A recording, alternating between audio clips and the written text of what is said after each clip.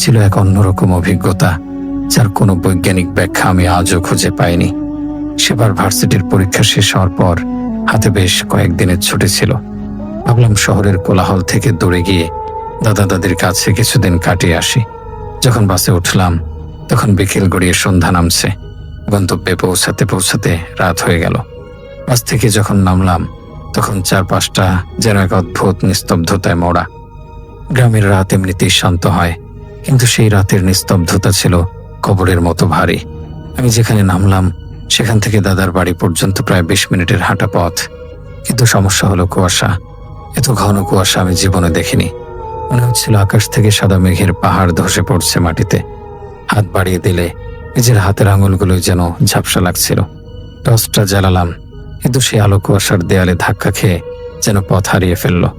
আলোটা খুব বেশি দূর যাচ্ছিল না, বরং কুয়াশার কণাগুলোতে প্রতিফলিত হয়ে এক ভৌতিক পরিবেশ তৈরি করছিল। আমি হাঁটতে শুরু করলাম। মাটির রাস্তায় আমার জুতোর আওয়াজ ছাড়া আর কোনো শব্দ নেই। ঝিঝি পোকার ডাক নেই, দূরের কোনো কুকুরের ঘেউ ঘেউ নেই। সবকিছু যেন মরে গেছে। হাঁটতে হাঁটতে হঠাৎ আমার মনে হলো আমি একা নই। কুয়াশার এই সাদা ধোঁয়ার আড়ালে অন্য কেউ আছে। মুখের ভেতরটা ধক করে উঠল। আমি থমকে দাঁড়ালাম, পিছন ফিরে তাকালাম, কিন্তু টর্চের আলোয় শুধু পাক খাওয়া সাদা ধোঁয়া ছাড়া আর কিছুই দেখা গেল না। মনে হচ্ছিল কোনো অদেখা ভারী নীরবতা আমাকে ঘিরে আছে। আবার হাঁটতে শুরু করলাম, কিন্তু অনুভূতিটা গেল না। মনে হচ্ছিল আমার ঠিক 10-15 হাত পেছনে কেউ একজন খুব সাবধানে পা ফেলে ফেলে আমার সাথে সাথে আসছে। তার পায়ের শব্দ নেই, কিন্তু তার উপস্থিতির ভারটা আমি অনুভব করতে পারছি। আমার ঘাড়ের পেছনটা শিরশির করে উঠল। আমি আবার দাঁড়ালাম, জোরে বললাম, কে কে ওখানে? আমার নিজের গলার আওয়াজ কুয়াশায় চাপা পড়ে গেল। কোনো উত্তর এলো না, শুধু বাতাসের একটা দীর্ঘশ্বাস শোষ করে আমার পাশ দিয়ে বয়ে গেল। সেই বাতাসটা সাধারণ শীতের বাতাসের মতো ছিল না, তাতে এমন একটা ঠান্ডা ছিল যা চামড়া ভেদ করে সোজা হাড়ে গিয়ে বেঁধছিল। আমি আর দাঁড়ালাম না, পায়ের গতি বাড়িয়ে দিলাম। মনে হচ্ছিল কুয়াশার ভেতর থেকে কোনো খারাপ জিনিস আমার দিকে হাত বাড়িয়ে আছে। আমি থামলেই সেটা আমাকে নাগাল পেয়ে যাবে। বাড়ির প্রধান ফটকের সামনে পৌঁছাতেই টের পেলাম বাতাসটা হঠাৎ জমে গেছে। শীতের সাধারণ ঠান্ডা আর সেই মুহূর্তের ঠান্ডার মধ্যে আকাশ পাতাল তফাৎ ছিল। শরীরের ভেতরের একটা অদ্ভুত কাঁপন থেকে আমি সেটা বুঝলাম। আমার ঠিক সেই কাঁপনটা হচ্ছিল যা জ্বরের আগে হয়, কিন্তু আমার জ্বর ছিল না, ছিল এক অজানা আতঙ্ক। দরজায় কড়া নাড়তে দাদা বের হলেন, হাতে হারিকেন, মুখে সেই চিরচেনা হাসি। কিন্তু কেন জানি দাদার হাসিটা দেখেও আমার স্বস্তি হলো না। দাদি ভেতর থেকে ডাকলেন, ভিতরে আয়, বাইরে বেশি দাঁড়াস না।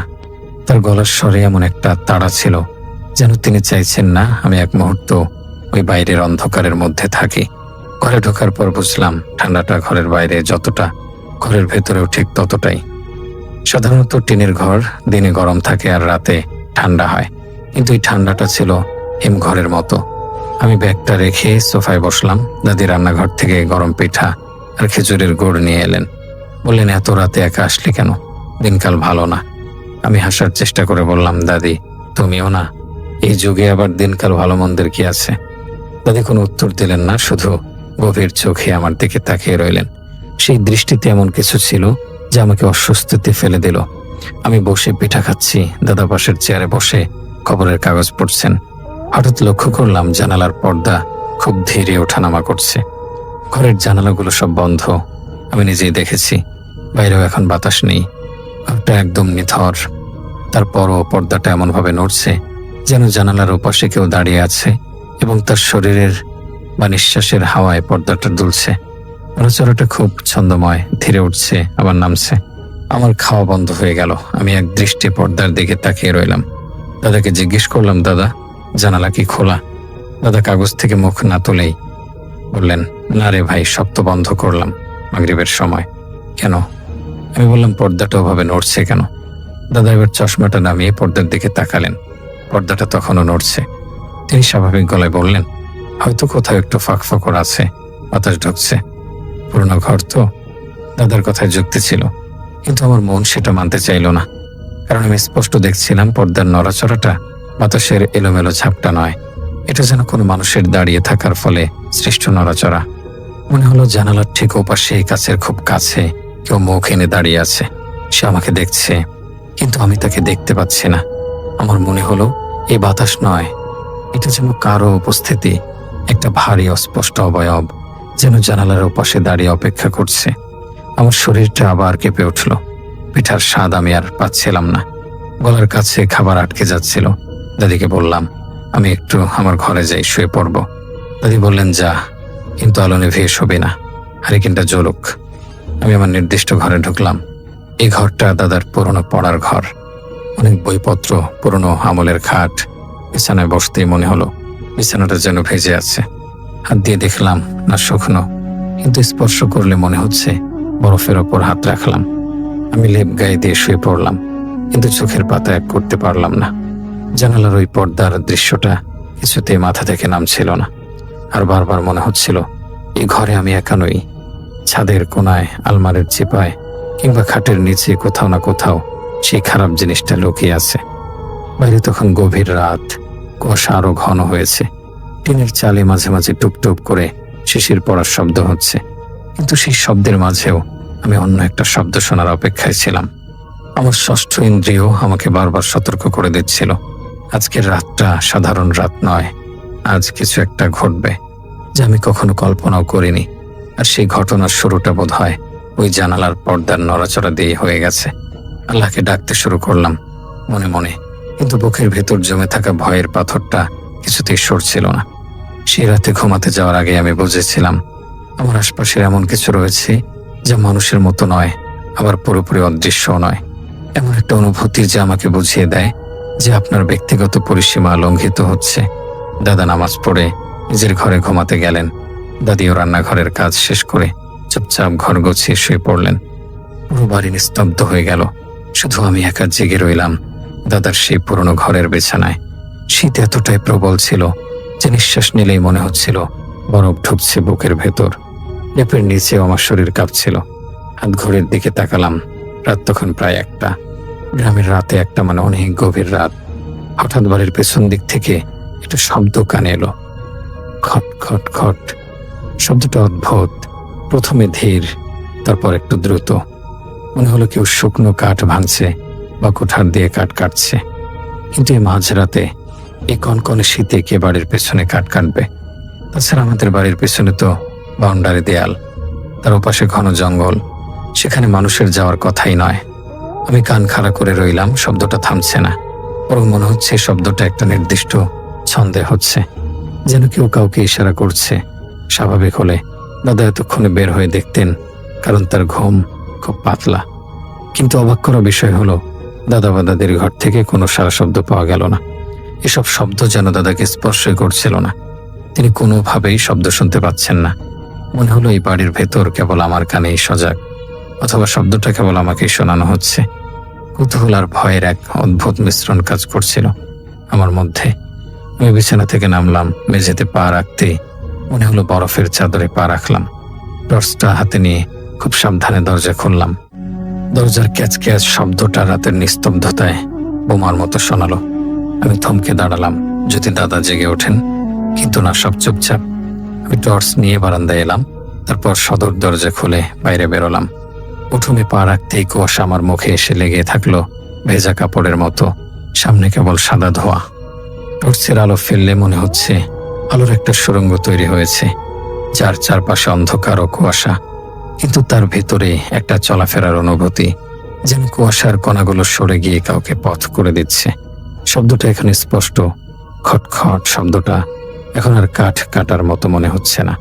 মনে হচ্ছে ভারী পায়ে কেউ শক্ত মাটিতে হাঁটছে, কিন্তু শব্দটা এক জায়গায় স্থির নেই। ধীরে ধীরে ডানে, তারপর বামে, তারপর আবার আমার দিকে এগিয়ে আসছে। আমি সাহস সঞ্চয় করে বাড়ির পেছনের দিকে পা বাড়ালাম। সেখানে একটা বড় আম গাছ আছে। টর্চের আলো ফেলতেই আমি চমকে উঠলাম। মাটিতে ভেজা পানির দাগ। শীতের রাতে মাটিতে শিশির পড়ে, ঠান্ডা থাকে, কিন্তু এমন চপচপে ভেজা দাগ থাকার কথা নয়। দাগগুলো এমনভাবে সাজানো যেন কারো ভেজা পা টেনে টেনে হাঁটার চিহ্ন। কোনো জুতো বা স্যান্ডেলের ছাপ নেই, একদম খালি পায়ের ছাপ। কিন্তু মানুষের পায়ের ছাপের চেয়ে সেগুলো একটু বেশি লম্বা আর সরু। সবচেয়ে ভয়ঙ্কর ছিল দাগগুলোর অভিমুখ। দাগগুলো বাড়ির পেছন থেকে শুরু হয়ে ঠিক আমার দিকে এসেছে, এবং শেষ চিহ্নটা আমার পায়ের থেকে মাত্র 2 হাত দূরে এসে থেমে গেছে। অর্থাৎ যে বা যাই হেঁটে এসেছে সে এখন ঠিক আমার সামনে দাঁড়িয়ে আছে। আমার হাত থেকে টর্চটা প্রায় পড়েই যাচ্ছিল। আমি টর্চটা এদিক সেদিক ঘোরালাম, কেউ নেই। কিন্তু মাটির ওই ভেজা দাগ মিথ্যা হতে পারে না। আমার বুক জোরে ধুকপুক করতে লাগলো, কলিজাটা যেন গলার কাছে উঠে এলো। আমি আল্লাহকে ডাকতে চাইলাম, কিন্তু গলা দিয়ে কোনো শব্দ বের হলো না। ঠিক সেই মুহূর্তে আমি টর্চ নিভিয়ে পেছন ঘুরতেই কানের পাশ দিয়ে কারো শ্বাস যাওয়ার মতো একটা ঠান্ডা ঝাপটা লাগলো। বাতাস নয়, এটা ছিল ভারী দুর্গন্ধযুক্ত একটা নিঃশ্বাস, যেন কেউ খুব কাছে মুখে এনে নিঃশ্বাস ফেললো আর ফিসফিস করে কিছু একটা বলতে চাইলো, কিন্তু দেখা গেল কিছুই নেই। আমার আর সাহস হলো না সেখানে দাঁড়িয়ে থাকার। আমি উল্টো ঘুরে দৌড় দিলাম ঘরের দিকে। কিন্তু ঘরে ঢোকার মুহূর্তে অনুভব করলাম কেউ আমাকে পেছন থেকে টেনে ধরতে গেল। কোনো মানুষের হাত আমার শরীরে লাগেনি, কিন্তু এমন এক ধরনের টান অনুভব করলাম যেন বাতাসে শক্ত হয়ে আমার জামার পেছনটা আঁকড়ে ধরেছে। মনে হলো চুম্বকের মতো কেউ আমাকে অন্ধকারের দিকে টেনে নিচ্ছে। আমি প্রাণপণ শক্তিতে নিজেকে ছাড়িয়ে নেওয়ার চেষ্টা করলাম। টান ছাড়াতে আমাকে 3 বার প্রায় দৌড়াতে হলো, যেন কোনো অদৃশ্য জালের বাঁধন ছেড়েছি। হাঁপাতে হাঁপাতে ভেতরে ঢুকে দরজা বন্ধ করে দিলাম। পিঠ দিয়ে দরজাটা চেপে ধরে দাঁড়িয়ে রইলাম, যেন পাশ থেকে কেউ ধাক্কা দিয়ে খুলে ফেলতে না পারে। আমার নিঃশ্বাসের শব্দে তাদের ঘুম ভেঙে গেল। তিনি ঘর থেকে বেরিয়ে এসে আমাকে ওই অবস্থায় দেখে অবাক হয়ে জিজ্ঞেস করলেন, কিরে আরিফ, কি হয়েছে? কেন তো দৌড়ে আসছিস? আর তুই বাইরেই বা গিয়েছিলি কেন? আমি উত্তর দিতে পারলাম না। গলা শুকিয়ে কাঠ হয়ে গেছে, শুধু ফ্যাল ফ্যাল করে দাদির দিকে তাকিয়ে রইলাম। আমার চোখ তখনও দরজার দিকে। দরজার ওপাশে তখনও ঠান্ডা কুয়াশার ভেতরে ভারী পায়ে চলার মতো চাপা অনুভূতি। মনে হচ্ছিল সেটা দাঁড়িয়ে আছে দরজার ঠিক বাইরেই। সে চলে যায়নি, সে চুপচাপ দাঁড়িয়ে আছে অপেক্ষায়, যেন সে জানেই দরজা একসময় খুলবে আর আমি আবার বের হব। দাদি আমাকে ধরে নিয়ে গিয়ে বসালেন, 1 গ্লাস পানি দিলেন। আমি কাঁপতে কাঁপতে পানি খেলাম, কিন্তু আমার মনের ভেতর থেকে সে ভেজা পায়ের ছাপ আর কানের কাছে সেই ঠান্ডা নিঃশ্বাসের স্মৃতি কিছুতেই মুছছিল না। আমি নিশ্চিত ছিলাম যে খারাপ জিনিসটা বাইরে ছিল সেটা আমাকে চিনে ফেলেছে, আর সে এখন আমার পিছু ছাড়বে না। সে রাতের পর দিন বিকেল থেকেই আমার শরীরটা অদ্ভুত লাগছিল। জ্বর ছিল না, কিন্তু শরীরের প্রতিটি হাড়ের জোড়ায় একটা ব্যথা অনুভব করছিলাম। দাদি আমাকে বারবার বললেন বিশ্রাম নিতে, কিন্তু আমার আর ঘরের ভেতর শুয়ে থাকতে ভালো লাগছিল না। আবার বাইরে যেতেও ভয় করছিল। এক অদ্ভুত দোটানায় পড়ে গিয়েছিলাম। মনে হচ্ছিল বাড়ির চারপাশ দিয়ে এমন কিছু ঘুরে বেড়াচ্ছে যার চোখ আমার পিঠে গেঁথে আছে। আমি যেখানে যাচ্ছি, যে ঘরে বসছি, মনে হচ্ছে আড়াল থেকে কেউ আমাকে দেখছে। সন্ধ্যা নামার সাথে সাথে কুয়াশা আবার নামতে শুরু করলো। গ্রামের সন্ধ্যা মানেই এক অন্যরকম নিস্তব্ধতা। দাদি পিঠা ভাজার জন্য রান্নাঘরে আগুন জ্বালালেন। আমাদের রান্নাঘরটা মূল ঘর থেকে একটু আলাদা, উঠোনের এক কোণায়। আমি দাদির সাথে রান্নাঘরে গিয়ে বসলাম। আগুনের আলোর সামনে দাঁড়ালে মনে হচ্ছিল কিছুটা নিরাপদ। আগুনের উষ্ণতা আমাকে সেই হাড় কাঁপানো ঠান্ডা থেকে একটু আরাম দিচ্ছিল। মনে হচ্ছিল আলো আমাকে রক্ষা করছে বাইরের এই অন্ধকার জগৎ থেকে। কিন্তু সেই নিরাপত্তার অনুভূতিটা বেশিক্ষণ স্থায়ী হলো না। দাদি যখন চুলার উপর হাঁড়ি বসাচ্ছিলেন, তখন রান্নাঘরের খোলা দরজার বাইরে কুয়াশার ভেতর একটা হালকা নড়াচড়া আমার চোখে পড়ল। প্রথমে ভাবলাম হয়তো বাতাসে কলা গাছের পাতার নড়াচড়া, কিন্তু কয়েক সেকেন্ড পরে বুঝলাম ওটা বাতাস না, ওটা গাছও না। ওটা যেন লম্বা মানুষের মতো একটা ছায়ামূর্তি, কিন্তু তার কোনো শরীর স্পষ্ট নয়, শুধু অস্পষ্ট কালো অবয়ব যা কুয়াশার চেয়েও গাঢ়। ছায়াটা খুব ধীরে রান্নাঘরের দরজার কাছে এগিয়ে আসছিল। তার চলার ভঙ্গিটা ছিল খুব মসৃণ, যেন সে মাটির উপর দিয়ে হাঁটছে না, বরং ভেসে আসছে। আমি দাদির দিকে তাকালাম। দাদি পিঠা বানাতে ব্যস্ত, তিনি কিছুই খেয়াল করছেন না। আমি ভাবলাম হয়তো আমার মনের ভুল, হয়তো গতকাল রাতের ভয়টা এখন আমার চোখে লেগে আছে। আমি চোখ কচলে আবার তাকালাম। না, ভুল নয়, ছায়াটা এখন দরজার ঠিক সামনে এসে দাঁড়িয়েছে, কিন্তু তার কোনো পা নেই, কোনো মাথা স্পষ্ট না, শুধু এক অস্পষ্ট কালো আকৃতি, যেন কুয়াশার ভেতর জমে থাকা একদলা অন্ধকার। সে নড়ছে না, কিন্তু তার উপস্থিতিটা এতটাই প্রবল যে মনে হচ্ছে রান্নাঘরের বাতাস ভারী হয়ে গেছে। হঠাৎ রান্নাঘরের ভেতরকার পানি ভর্তি কলসির পাশ দিয়ে একটা ঠান্ডা বাতাস বয়ে গেল, অথচ বাইরে কোনো ঝড় নেই। পানি যেন নিজের থেকেই দুলে উঠল। আমি দেখলাম কলসির স্থির পানি হালকা একটি ঢেউ তুলে থেমে গেল, যেন কেউ অদৃশ্য আঙুল দিয়ে পানির উপর আলতো করে ছোঁয়ালো। পানির এই নড়াচড়া দেখে আমার গায়ের লোম দাঁড়িয়ে গেল। বিজ্ঞানের ছাত্র আমি জানি বিনা কারণে স্থির পানি নড়ে না। ঠিক তখনই আগুনটা অদ্ভুত আচরণ করতে শুরু করলো। দাদি চুলায় খড়ি দিচ্ছিলেন, আগুন দাও দাও করে জ্বলার কথা, কিন্তু আগুন হঠাৎ একটু দপদপ করে নিভে যেতে চাইল, যেন কেউ অদৃশ্য কোনো ঢাকনা দিয়ে আগুনটাকে চেপে ধরছে। দাদি অবাক হয়ে বললেন, আগুন কেন এমন করছে? কাঠ তো সব শুকনা। আমি কিছু বললাম না। আমার চোখ দরজার দিকে। আমার মনে হলো ওই ছায়ামূর্তিটা আগুনের তেজ সহ্য করতে পারছে না, তাই সে আগুনকে নিভিয়ে দিতে চাইছে। সে চাইছে অন্ধকার। আমি আল্লাহ তাআলার নাম জপতে শুরু করলাম। তারপর আগুন আবার দপদপ করলো, এবার আরো জোরে। মনে হলো আগুনের শিখাগুলো বাঁচার জন্য ছটফট করছে। দাদির মুখ আতঙ্কে সাদা হয়ে গেল। তিনি এবার দরজার দিকে তাকালেন, কিন্তু তার দৃষ্টিশক্তি আমার মতো অতটা প্রখর নয়। তিনি হয়তো ছায়াটাকে স্পষ্ট দেখতে পেলেন না, কিন্তু তিনি কিছু একটা অনুভব করলেন। তিনি বললেন, তুই এখান থেকে বাইরে যাস না, আমার কাছে থাক। কিন্তু ততক্ষণে ছায়ামূর্তিটা দরজার সীমা পেরিয়ে ভেতরে ঢোকার মতো করে ঝুলে রইল। আলো যখন একটু বাড়ে তখন সেটা অদৃশ্য হয়ে যায় বা পিছিয়ে যায়। আলো কমতে আবার ফিরে আসে, এমনভাবে যেন আলো আর অন্ধকারের মাঝে আটকে থাকা কোনো অবয়ব সে আমাদের সাথে লুকোচুরি খেলছিল। হঠাৎ আগুনের ঠিক উপর দিয়ে ছায়াটা এক ঝাপটায় সরে গেল। মনে হলো কালো ধোয়ার একটা কুণ্ডলী আগুনের উপর দিয়ে উড়ে গেল। আগুন একদম নিচু হয়ে এলো, প্রায় নিভে যাওয়ার মতো। তারপর আবার দপ করে লাফ দিয়ে উঠল, যেন কেউ আগুনকে চেপে ধরেছিল, আবার ছেড়ে দিল। এই দৃশ্যটা ছিল অবর্ণনীয়। আমি দাদিকে টেনে চুলা থেকে একটু সরিয়ে নিলাম। দাদি আমার হাত খামচে ধরলেন। তিনি শুধু একটাই শব্দ করলেন কাপা গলায়, রহমত। আমি জানি না এই রহমত কে বা দাদি কেন এই নামটা বললেন। হয়তো কোনো পুরনো স্মৃতি বা কোনো মৃত মানুষের কথা তার মনে পড়েছিল, কিন্তু সেই মুহূর্তে কোনো প্রশ্ন করার সাহস আমার ছিল না। আমি কিছু বলতে পারছিলাম না, কারণ ঠিক তখনই বুঝলাম ছায়াটা আমাদের দিকে তাকিয়ে আছে। তার কোনো চোখ নেই, কোনো মুখ নেই, তবু আমি স্পষ্টভাবে অনুভব করছিলাম তার দৃষ্টি আমার বুক ভেদ করে ঢুকে যাচ্ছে। সে আমাকে দেখছে, আমার ভয়টাকে উপভোগ করছে। মনে হচ্ছিল সে আমাকে বলছে, তুমি যেখানেই যাও আমি আছি। এটাই ছিল রান্নাঘরে আমার দেখা প্রথম সরাসরি উপস্থিতি। গতকালেরটা ছিল শুধু শব্দ আর অনুভূতি, কিন্তু আজ আমি তাকে দেখলাম।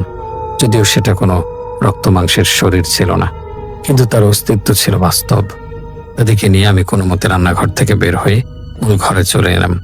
কিন্তু আসার সময় আমার মনে হলো সেই ছায়াটা রান্নাঘরে রয়ে গেল, আগুনের পাশে, আমাদের ফেলে যাওয়া উষ্ণতার মধ্যে। সে আমাদের জায়গা দখল করে নিল। সেই রাতটা যেন আমার বুকের ভেতর এখনো জমে আছে পাথরের মতো। রান্নাঘরের সেই ঘটনার পর দাদি আর দাদা দুজনে ভাবছিলেন আমি হয়তো খুব ক্লান্ত বা আমার মনের কোনো ভুল হচ্ছে। দাদি দাদাকে ফিসফিস করে কিছু একটা বলছিলেন, কিন্তু আমি শুনতে পাইনি। তবে আমি জানতাম যা দেখেছি সেটা কোনো ক্লান্তি না, আর মনের ভুল তো নয়ই। রাত বাড়তেই বাড়ির চারপাশের নীরবতা আরো ভারী হয়ে উঠল। বাতাস একদম থেমে গেছে, গাছের একটা পাতাও নড়ছে না। এমনকি গ্রামের রাতের যে শেয়াল বা কুকুরের ডাক শোনা যায় তাও আজ একদম বন্ধ। প্রকৃতি যেন ভয়ে চুপসে গেছে। এমন পিনপতন নীরবতা সাধারণত কখনো হয় না। ঘরের বাতি নিভিয়ে শুতে গেলেও মনে হচ্ছিল কেউ যেন বিছানার পাশের অন্ধকারটায় দাঁড়িয়ে আছে। আমি চোখ বন্ধ করলেই মনে হতো ঠিক মাথার কাছে ঠান্ডা নিঃশ্বাস পড়ছে। সেই পচা ভ্যাপসা গন্ধটা আবার ফিরে এলো। আমি ধর্মর করে উঠে বসে চোখ খুলতাম, কোথাও কিছু নেই। হারিকেনের আলোয় ঘরের কোণগুলো অন্ধকার দেখাচ্ছে। আবার শুয়ে চোখ বন্ধ করলেই সেই ঠান্ডা শ্বাস। মনে হচ্ছিল অদৃশ্য কোনো উপস্থিতি আমার মুখের একদম সামনে দাঁড়িয়ে আছে, হয়তো আমার মুখের ওপর মুখ এনে আমাকে পরীক্ষা করছে। রাত তখন প্রায় 12টা বা তার কিছু বেশি হবে। দাদা দাদির ঘর থেকে কোনো সারা শব্দ নেই, তারা হয়তো ঘুমিয়ে পড়েছেন। হঠাৎ বাইরের সদর দরজায় একটা শব্দ হলো, ধপ ধপ ধপ। শব্দটা কড়া নাড়ার শব্দ নয়, মনে হলো ভারী ভেজা কিছু দিয়ে দরজার উপর আঘাত করা হচ্ছে। মাংসের দলা বা ভেজা কাপড় দিয়ে বাড়ি দিলে যেমন শব্দ হয় ঠিক তেমন। দাদা পাশের ঘর থেকে উঠে বললেন, কে কে আসছে রাতে? দাদার কণ্ঠেও আমি ভয়ের ছাপ অনুভব করলাম। তিনি সাধারণত ভয় পান না, কিন্তু আজ তার গলা কাঁপছিল। দাদি তাকে ফিসফিস করে বললেন, দরজা খোলো না, খবরদার দরজা খোলো না। কিন্তু শব্দ থামেনি, বরং আরো জোরে, আরো ধীরে ধাপে শব্দটা হতে লাগলো, ধপ ধপ ধপ, যেন দরজার ওপাশে কেউ দাঁড়িয়ে আছে, যে খুব ধৈর্য ধরে ইচ্ছা করে শব্দ করছে আমাদের ভয় দেখানোর জন্য। সে তাড়াহুড়ো করছে না, সে জানে আমরা ভেতরে আছি আর পালানোর কোনো পথ নেই। আমি কাঁপা গলায় বললাম, দাদা দরজা খুলবেন না, ওটা মানুষ না। দাদা জানালা দিয়ে দেখার চেষ্টা করলেন, কিন্তু বাইরে শুধু ঘন কুয়াশা, কাচের ওপর কুয়াশা জমে আছে, তাই কোনো আকৃতি দেখা যাচ্ছে না, শুধু সাদার চাদর। হঠাৎ দরজার নিচের ফাঁক দিয়ে থেমে থাকা শীতল বাতাসের সাথে কুয়াশা ঘরের ভেতর ঢুকতে শুরু করলো। দৃশ্যটা ছিল অবিশ্বাস্য। ঘরের সব জানালা বন্ধ, অথচ দরজার নিচ দিয়ে ধোয়ার মতো কুয়াশা সর্পিল গতিতে ভেতর ঢুকছে। আমি টর্চ মারলাম সেই কুয়াশার ওপর, দেখলাম সেই কুয়াশার ভেতর একটা অস্বাভাবিক অন্ধকার জমে উঠছে। সাধারণ ধোঁয়া বা কুয়াশা সাদা বা ধূসর হয়, কিন্তু এটা ছিল কালচে, যেন কুয়াশার মাঝে একটা ঘন কালো রেখা। মনে হলো সেটা ধীরে ধীরে উপরে উঠছে দরজার নিচ থেকে দরজার মাঝ বরাবর। হঠাৎ আমার বুকের ভেতর যেন কেউ বরফের হাত ঢুকিয়ে চেপে ধরল। শ্বাস নিতে কষ্ট হচ্ছিল। ঠিক তখনই আবার শব্দ, ধপ ধপ ধপ, কিন্তু এবার যেন দরজায় হাত নয়, কিছু একটা লম্বা ভারী ভেজা জিনিস দিয়ে আঘাত করছে। মনে হলো কেউ আছড়ে পড়ছে দরজার উপর। দাদি উচ্চস্বরে দোয়া পড়তে শুরু করলেন। দাদা চুপচাপ বসে থাকলেন দরজা থেকে দূরে, হাতে তাসবিহ। আমি বুঝলাম তারা দুজনে ভয় পাচ্ছেন, কিন্তু কেউ মুখে প্রকাশ করছেন না, যাতে আমি আরো ভয় না পাই। কিন্তু তাদের মুখের রেখাই বলে দিচ্ছিল তারা কতটা অসহায় বোধ করছেন। হঠাৎ দরজার ওপাশ থেকে শব্দের ধরন বদলে গেল, ঘষা ঘষা। মনে হলো কেউ ধারালো নখের মতো কিছু দিয়ে দরজার কাঠ চিরে ফেলছে। শব্দটা এতটাই তীক্ষ্ণ যে দাঁতে দাঁত লেগে যাচ্ছিল। ধীরে লম্বাভাবে উপর থেকে নিচ পর্যন্ত কেউ যেন আঁচড় কাটছে। কাঠের উপর নখ চালানোর সেই শব্দ আমার মগজে গিয়ে বিঁধল। আমার চোখে পানি এসে গেল ভয়ে। আমি বিছানার চাদর খামচে ধরলাম, কারণ ঠিক তখনই অনুভব করলাম যে খারাপ জিনিসটা দরজার বাইরে দাঁড়িয়ে আছে। ওটা আমাকে চেনে, ওটা জানে আমি কোথায় আছি, ওটা জানে আমি এই মুহূর্তে দরজার দিকে তাকিয়ে আছি। ওটা দাদার জন্য আসেনি, দাদির জন্য আসেনি, ওটা এসেছে আমার জন্য। আর ঠিক সেই মুহূর্তে দরজার কাঠের নিচের ফাঁক দিয়ে একটা লম্বা ছায়ামূর্তির মতো রেখা ঘরের ভেতর পর্যন্ত ঢুকে এলো। ওটা মেঝের উপর দিয়ে সাপের মতো এগিয়ে আসছিল।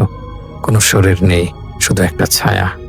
কিন্তু ঘরে আলোর উৎস এমন কোনো জায়গায় ছিল না যেখান থেকে ওই ছায়া তৈরি হতে পারে। ছায়াটা মেঝে বরাবর এগিয়ে আমার পায়ের দিকে আসছিল। আমি পা গুটিয়ে নিলাম বুকের কাছে। ছায়াটা খাটের নিচে গিয়ে স্থির হলো। মনে হলো খাটের নিচটাই এখন তার আস্তানা। আমি আর পা নামাতে পারলাম না। সারা রাত আমি খাটের ওপর বসে রইলাম, দেয়ালের দিকে পিঠ দিয়ে। খাটের নিচ থেকে কোনো শব্দ এলো না, কিন্তু একটা অসহ্য ঠান্ডা স্রোত নিচ থেকে উঠে এসে খাটটাকে গ্রাস করে নিল। আমি জানতাম সে ওখানে আছে, আমার ঠিক নিচে। পঞ্চম রাতের ঘটনাটা ছিল সহ্যের সীমার বাইরে। রাত তখন গভীর। আমি শোবার আগে রান্নাঘরের পাশে বসেছিলাম। আগের রাতের অভিজ্ঞতার পর আমি আর একা ঘরে থাকতে চাচ্ছিলাম না। তাই যতক্ষণ দাদি জেগেছিলেন আমিও তার সাথে ছায়ার মতো লেগেছিলাম। দাদি শেষবারের মতো কিছু পিঠা ভাজছিলেন সকালের জন্য। আগুন জ্বলছে, ঘরটা গরম, কিন্তু সেই গরমও যেন আমার শরীরের হাড়ের ভেতরের ভয় দূর করতে পারছিল না। আগের রাতের ছায়ার অনুভূতি এবং খাটের নিচের সেই উপস্থিতি এখন আমার সঙ্গে ছিল। মনে হচ্ছিল রান্নাঘরের কোনায় কেউ দাঁড়িয়ে আমার দিকে তাকিয়ে আছে। অন্ধকারের ভেতর শুধু একটি স্থির অবয়ব। দাদি আমাকে বললেন, এবার এই পিঠা ভাজি শেষ কর, তারপর গিয়ে ঘুমিয়ে পড়, আল্লাহ ভরসা কিছু হবে না। আমি মাথা নাড়লাম, কিন্তু আমার চোখ বারবার দরজার দিকে এবং রান্নাঘরের অন্ধকার কোণগুলোর দিকে ছুটে যাচ্ছিল। হঠাৎ পিঠার তেলের ওপর থেকে ধোঁয়া উঠল, কিন্তু ধোঁয়াটা স্বাভাবিক নয়। সাধারণত ধোঁয়া সোজা উপরের দিকে ওঠে বা বাতাসের দিকে যায়, কিন্তু এই ধোঁয়াটা কুণ্ডলি পাখি নিচে নেমে এলো এবং ধীরে ধীরে ঘরের মধ্য দিয়ে সাপের মতো নড়তে লাগলো। মনে হলো ধোঁয়াটা জীবন্ত। আমি টর্চ হাতে নিতে চাইলাম, কিন্তু আমার হাত কাঁপছিল। ঠিক তখনই কিছু অদ্ভুত শব্দ শুনলাম, ধাক ধাক ধাক। শব্দটা হৃৎপিণ্ডের ধরফরানের মতো, কিন্তু অনেক ভারী, যেন কেউ মাটির নিচে বা হাড়ির ওপর পা ফেলছে। শব্দটা মাটির নিচ থেকে উঠে আসছিল। আমি ধীরে ধীরে পেছন দিকে তাকালাম। কোনায় কিছু দেখা যাচ্ছে না, শুধু অন্ধকার। তবু মনে হচ্ছিল ওই ধাক ধাক শব্দের উৎস ঘরের কোনায় দাঁড়িয়ে আছে। সে অদৃশ্য, কিন্তু তার ওজন আছে। আমি হালকা গলা দিয়ে বললাম, দাদি তুমি কি শুনছো? তিনি চুপচাপ চুলার দিকে তাকিয়ে কাজ করে যাচ্ছিলেন। যেন তিনি নিজেকে জোর করে শান্ত রাখছেন। তিনি বললেন, শুধু তোমার কল্পনা, ভয়ের চোটে এমন হচ্ছে। কিন্তু আমি জানতাম এটা কল্পনা নয়। তাদের হাত কাঁপছিল। তিনি পিঠা উল্টাতে গিয়ে তেল ছিটকে ফেলেছিলেন। তিনিও ভয় পাচ্ছিলেন। আমি টর্চ চালু করলাম, আলোটা ফেললাম রান্নাঘরের এক কোণে, যেখানে পানি ভর্তি মাটির কলসি আর কিছু পাত্র রাখা ছিল। হঠাৎ পিঠার কাছের পানি ভর্তি পাত্রের ধাপে ধাপে পানি নড়ে উঠল। পাত্রগুলো হালকা দুলতে লাগলো, যেন কেউ অদৃশ্য আঙুল দিয়ে একটার পর একটা স্পর্শ করছে। টং টং শব্দ করে পাত্রগুলো একে অপরের গায়ে বাড়ি খেল। আমি আল্লাহর নাম উচ্চারণ করলাম, কিন্তু সেই ছায়ার অনুভূতি আরো ঘন হয়ে উঠল। মনে হলো বাতাস থেকে অক্সিজেন শুষে নেওয়া হয়েছে। দম নিতে কষ্ট হচ্ছিল। পেছনের কোণে হঠাৎ একটা অদৃশ্য চাপ অনুভব করলাম। মনে হলো কেউ আমার ডান কাঁধে হাত রাখলো। হাতটা বরফের মতো ঠান্ডা এবং ভারী। আঙুলগুলো যেন আমার হাড়ের মধ্যে ঢুকে যেতে চাইল। আমি চমকে উঠে দাঁড়ালাম এবং ঝটকা দিয়ে সরে গেলাম। কিন্তু দেখলাম আমার পেছনে কেউ নেই, শুধু দেয়াল। কিন্তু স্পর্শের অনুভূতিটা তখন আমার কাঁধে লেগেছিল। সেই ঠান্ডা ভাবটা আমার সারা শরীরে ছড়িয়ে পড়ল। দ্রুত আমি পিঠা ভাজার চুলার কাছে এসে দাঁড়ালাম, যেন আগুন আমাকে বাঁচাবে। কিন্তু তখনই দেখলাম সেই ভয়ঙ্কর দৃশ্য। একটা ছায়ার রেখা ধীরে ধীরে আগুনের দিকে চলে এলো। ছায়াটা মেঝের উপর দিয়ে গড়িয়ে চুলার একদম কাছে চলে এলো। আগুন হঠাৎ করে ফাঁপা হয়ে উঠল। ধোঁয়া ঘন হয়ে ঘরে ছড়িয়ে পড়ল। আগুনের রং লাল থেকে কেমন যেন নীলচে হয়ে গেল। দাদি এবার আর চুপ থাকতে পারলেন না। তিনি চিৎকার করতে গিয়েছিলেন, কিন্তু তার কণ্ঠ আটকে গেছে। তার চোখ বড় বড় হয়ে গেছে। তিনি চুলার আগুনের দিকে তাকিয়ে আছেন। আগুনের ভেতর থেকে যেন একটা অবয়ব তৈরি হচ্ছিল। আমি জানালার দিকে তাকালাম। রান্নাঘরের বেড়ার ফাঁক দিয়ে কুয়াশার ভেতর সে লম্বা ছায়া আবার দেখা দিল। এবার সে আরো কাছাকাছি, প্রায় যেন ঘরের ভেতরে পা ফেলেছে। তার উচ্চতা স্বাভাবিক মানুষের চেয়ে অনেক বেশি। মাথাটা দরজার ওপরের চৌকাঠ ছুঁয়ে আছে। মনে হচ্ছিল আমার বুক ভেঙে গেছে, কিন্তু আমি স্থির দাঁড়িয়েছি। পালাবো কোথায়? বাইরেও সে, ভেতরেও তার ছায়া। শুধু একটাই ভাব, এই রাত শেষ হবে কিনা। এবং সেই ছায়ার অবয়ব ঠিক আমার পাশে ঘন হয়ে দাঁড়িয়ে আছে। মনে হলো সে আমার কানে ফিসফিস করে কিছু বলছে, কিন্তু ভাষাটা মানুষের নয়। সেটা বাতাসের শোষ শব্দ আর শুকনো পাতা মড়মড় করার মতো শব্দের এক মিশ্রণ। আগুনটা নিভে গেল। দপ করে রান্নাঘরটা অন্ধকারে ডুবে গেল। শুধু বাইরে থেকে আসা কুয়াশাচ্ছন্ন চাঁদের আবছা আলোয় আমি দেখলাম আমার আর দাদির মাঝখানে তৃতীয় কেউ দাঁড়িয়ে আছে। এটা জমাট বাঁধা অন্ধকার। সে নড়ছে না, শুধু আছে। তার অস্তিত্বটাই ছিল আতঙ্কের চূড়ান্ত রূপ। রাত তখন গভীরতম। আগের 5টি ঘটনার পর আমার দেহ মন সবই থমকে আছে। স্নায়ুগুলো আর কাজ করছে না। দাদি আর দাদা কোনো মতে ঘরে গিয়ে শুয়ে পড়েছেন। তাদের আর কোনো শক্তি নেই। আমি একা বসে আছি চুলার পাশে। যদিও আগুন নিভে গেছে অনেক আগেই। পিঠার গন্ধ এখনো বাতাসে ভাসছে, কিন্তু তার সাথে মিশছে এক উৎকট গন্ধ, পোড়া কাঠ আর পচা ফুলের মতো। আগুনের উষ্ণতা কিছুটা শান্তি দিচ্ছিল, কিন্তু সেই শান্তি ভঙ্গ হয়ে গেল আগুন নিভে যাওয়ার সাথে সাথেই। ঘরের ভেতর হঠাৎ ঠান্ডা বাতাস বয়ে গেল। কোনো জানালা খোলা নেই, দরজা বন্ধ, কিন্তু বাতাস আমার চারপাশে এক ধরনের চাপা ভাব তৈরি করলো। মনে হলো ঘরের ভেতর একটা ঘূর্ণিপাক তৈরি হয়েছে। হঠাৎ রান্নাঘরের মাটিতে থাকা পানি ভর্তি পাত্রগুলো, যেগুলো একটু আগে শান্ত ছিল, সেগুলো নিজে থেকেই নড়তে লাগলো। ধীরে ধীরে একটার পর একটা দুলতে লাগলো। তারপর একটা মাটির সরা নিজে থেকেই গড়িয়ে মেঝের মাঝখানে চলে এলো। এটা কোনো ভূমিকম্প নয়, কারণ ঘর কাঁপছে না, শুধু পাত্রগুলো নড়ছে। মনে হচ্ছিল যেন কেউ আমার দিকে তাকিয়ে আছে এবং আমার ভয় নিয়ে খেলছে। আমি চোখ বন্ধ করে আল্লাহর নাম উচ্চারণ করলাম, আল্লাহ আমাকে রক্ষা করো, আল্লাহ আমাকে রক্ষা করো। কিন্তু তখনই মনে হলো দরজার ওপাশে সেই লম্বা ছায়া অবয়ব আবার দাঁড়িয়েছে। এবার সে দরজার নিচ দিয়ে নয়, যেন দরজার কাঠ ভেদ করে চলে আসতে চাইছে। আমি তাড়াতাড়ি উঠে মূল ঘরের দরজার দিকে দৌড়ালাম। আমার মনে হলো রান্নাঘরটা এখন আর নিরাপদ নয়। ঠিক তখনই সেই অবয়ব ঘরের ভেতরে ঢুকতে চাইল, কিন্তু স্পষ্ট করে নয়, কেবল ঘরের কোনায় কুয়াশার মধ্যে ছায়ার মতো। আমি দেখলাম একজোড়া লম্বা হাত আমার দিকে বাড়িয়ে দেয়া হয়েছে। হাতগুলো ধোয়ার তৈরি, কিন্তু তার আঙুলগুলো লম্বা এবং সুচালো। তাদের চোখের সামনে আমি দৌড়ে দাদাদের ঘরের দরজার কাছে এলাম। দাদা ও দাদি ঘুমের মধ্যে গঙ্গাচ্ছিলেন, যেন তারা কোনো দুঃস্বপ্ন দেখছেন। আমি তাদের ডাকলাম না। আমি বুঝলাম এই বিপদটা শুধু আমার। আমি যদি এখানে থাকি তাহলে তাদেরও ক্ষতি হবে। এই খারাপ জিনিসটা আমাকে চায়। ঘরের ভেতর ঠান্ডা বাতাস আর চাপা নিঃশ্বাস। পেছনের কোনায় হঠাৎ কিছু শব্দ, ধাক ধাক ধাক। মনে হলো কেউ ধীরে ধীরে ঘরটি ঘিরে ফেলেছে। শুধু একজন নয়, মনে হলো অনেকগুলো পায়ের শব্দ। ছাদ থেকে, দেয়াল থেকে, মেঝের নিচ থেকে শব্দ আসছে। আমি ঠিক তখনই সিদ্ধান্ত নিলাম এ রাত আর এখানে থাকা সম্ভব নয়। সেটা শীত, অন্ধকার, ছায়া, অব্যবস্থাপনা সব মিলিয়ে এক অসহনীয় পরিস্থিতি। আমার যুক্তি বুদ্ধি সব লোপ পেয়েছিল। আমি শুধু জানতাম আমাকে বৃত্ত থেকে বের হতে হবে, আমাকে পালাতে হবে। আমি পেছন ফিরে তাকালাম। ঘরের মধ্যে সবকিছু সাধারণের মতো পড়ে আছে, কিন্তু মনে হচ্ছিল বাইরে সেই লম্বা অবয়ব এখন অপেক্ষা করছে। আমি আমার ব্যাগটা কাঁধে নিলাম। ঘড়িতে তখন রাত 3টা। কোনো যানবাহন নেই, কিছুই নেই। কিন্তু এখানে থাকার চেয়ে রাস্তায় মরে যাওয়াও আমার কাছে শ্রেয় মনে হলো।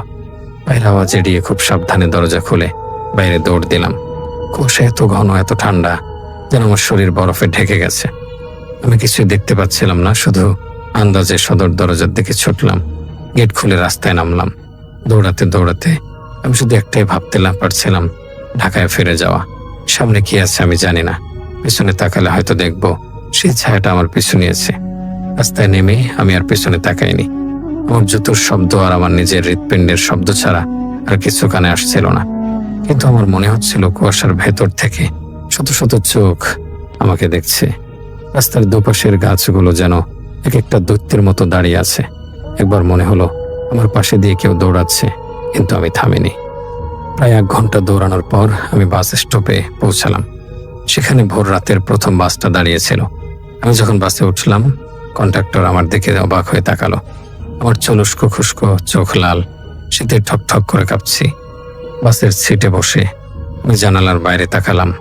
কুয়াশার ভেতর দিয়ে আমি দেখলাম দূরে রাস্তার মোড়ে একটা লম্বা ছায়া দাঁড়িয়ে আছে। সে নড়ছে না, শুধু তাকিয়ে আছে বাসের দিকে। বাসটা ছেড়ে দিল। ছায়াটা ধীরে ধীরে কুয়াশায় মিলিয়ে গেল। ভয়ঙ্কর রাত আর সেই ছায়া কোনোভাবেই সহ্য করা সম্ভব নয়। সেই রাতের অভিজ্ঞতা আমার জীবন বদলে দিয়েছে। ঢাকায় ফিরে আমি কয়েকদিন জ্বরে ভুগেছি। ডাক্তাররা বলেছে কোল্ড ট্রামা, কিন্তু আমি জানি এটা শুধু ঠান্ডা লাগা ছিল না। আজও মনে হয় সেই ছায়া কখনো হারায়নি, কেবল ঘন কুয়াশার আড়ালে লুকিয়ে আছে। শীতের রাতে আমি আর কখনো জানালার পর্দা খোলা রাখি না। আমি আর কখনো দাদার বাড়িতে একা থাকিনি। ওই ঘটনার পর আমি আর কোনোদিন ওই গ্রামে রাতে থাকার সাহস পাইনি।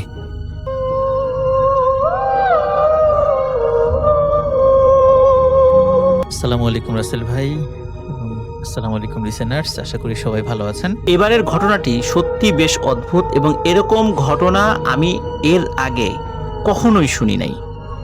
আশা করি আপনারাও শুনবেন না, আমার ধারণা আর কি। ঘটনাটি আনুমানিক 1930 সালের ঘটনা। আর যখন ঘটেছিল ওই সময় উনি ওনার নিজের বাড়িতে ছিলেন না, উনি ওনার নানি বাড়িতে বেড়াতে গিয়েছিলেন। সঙ্গত কারণে ওনার নানি বাড়ির গ্রামের উল্লেখটা উনি করেননি, এজন্য আমরাও করতে পারছি না।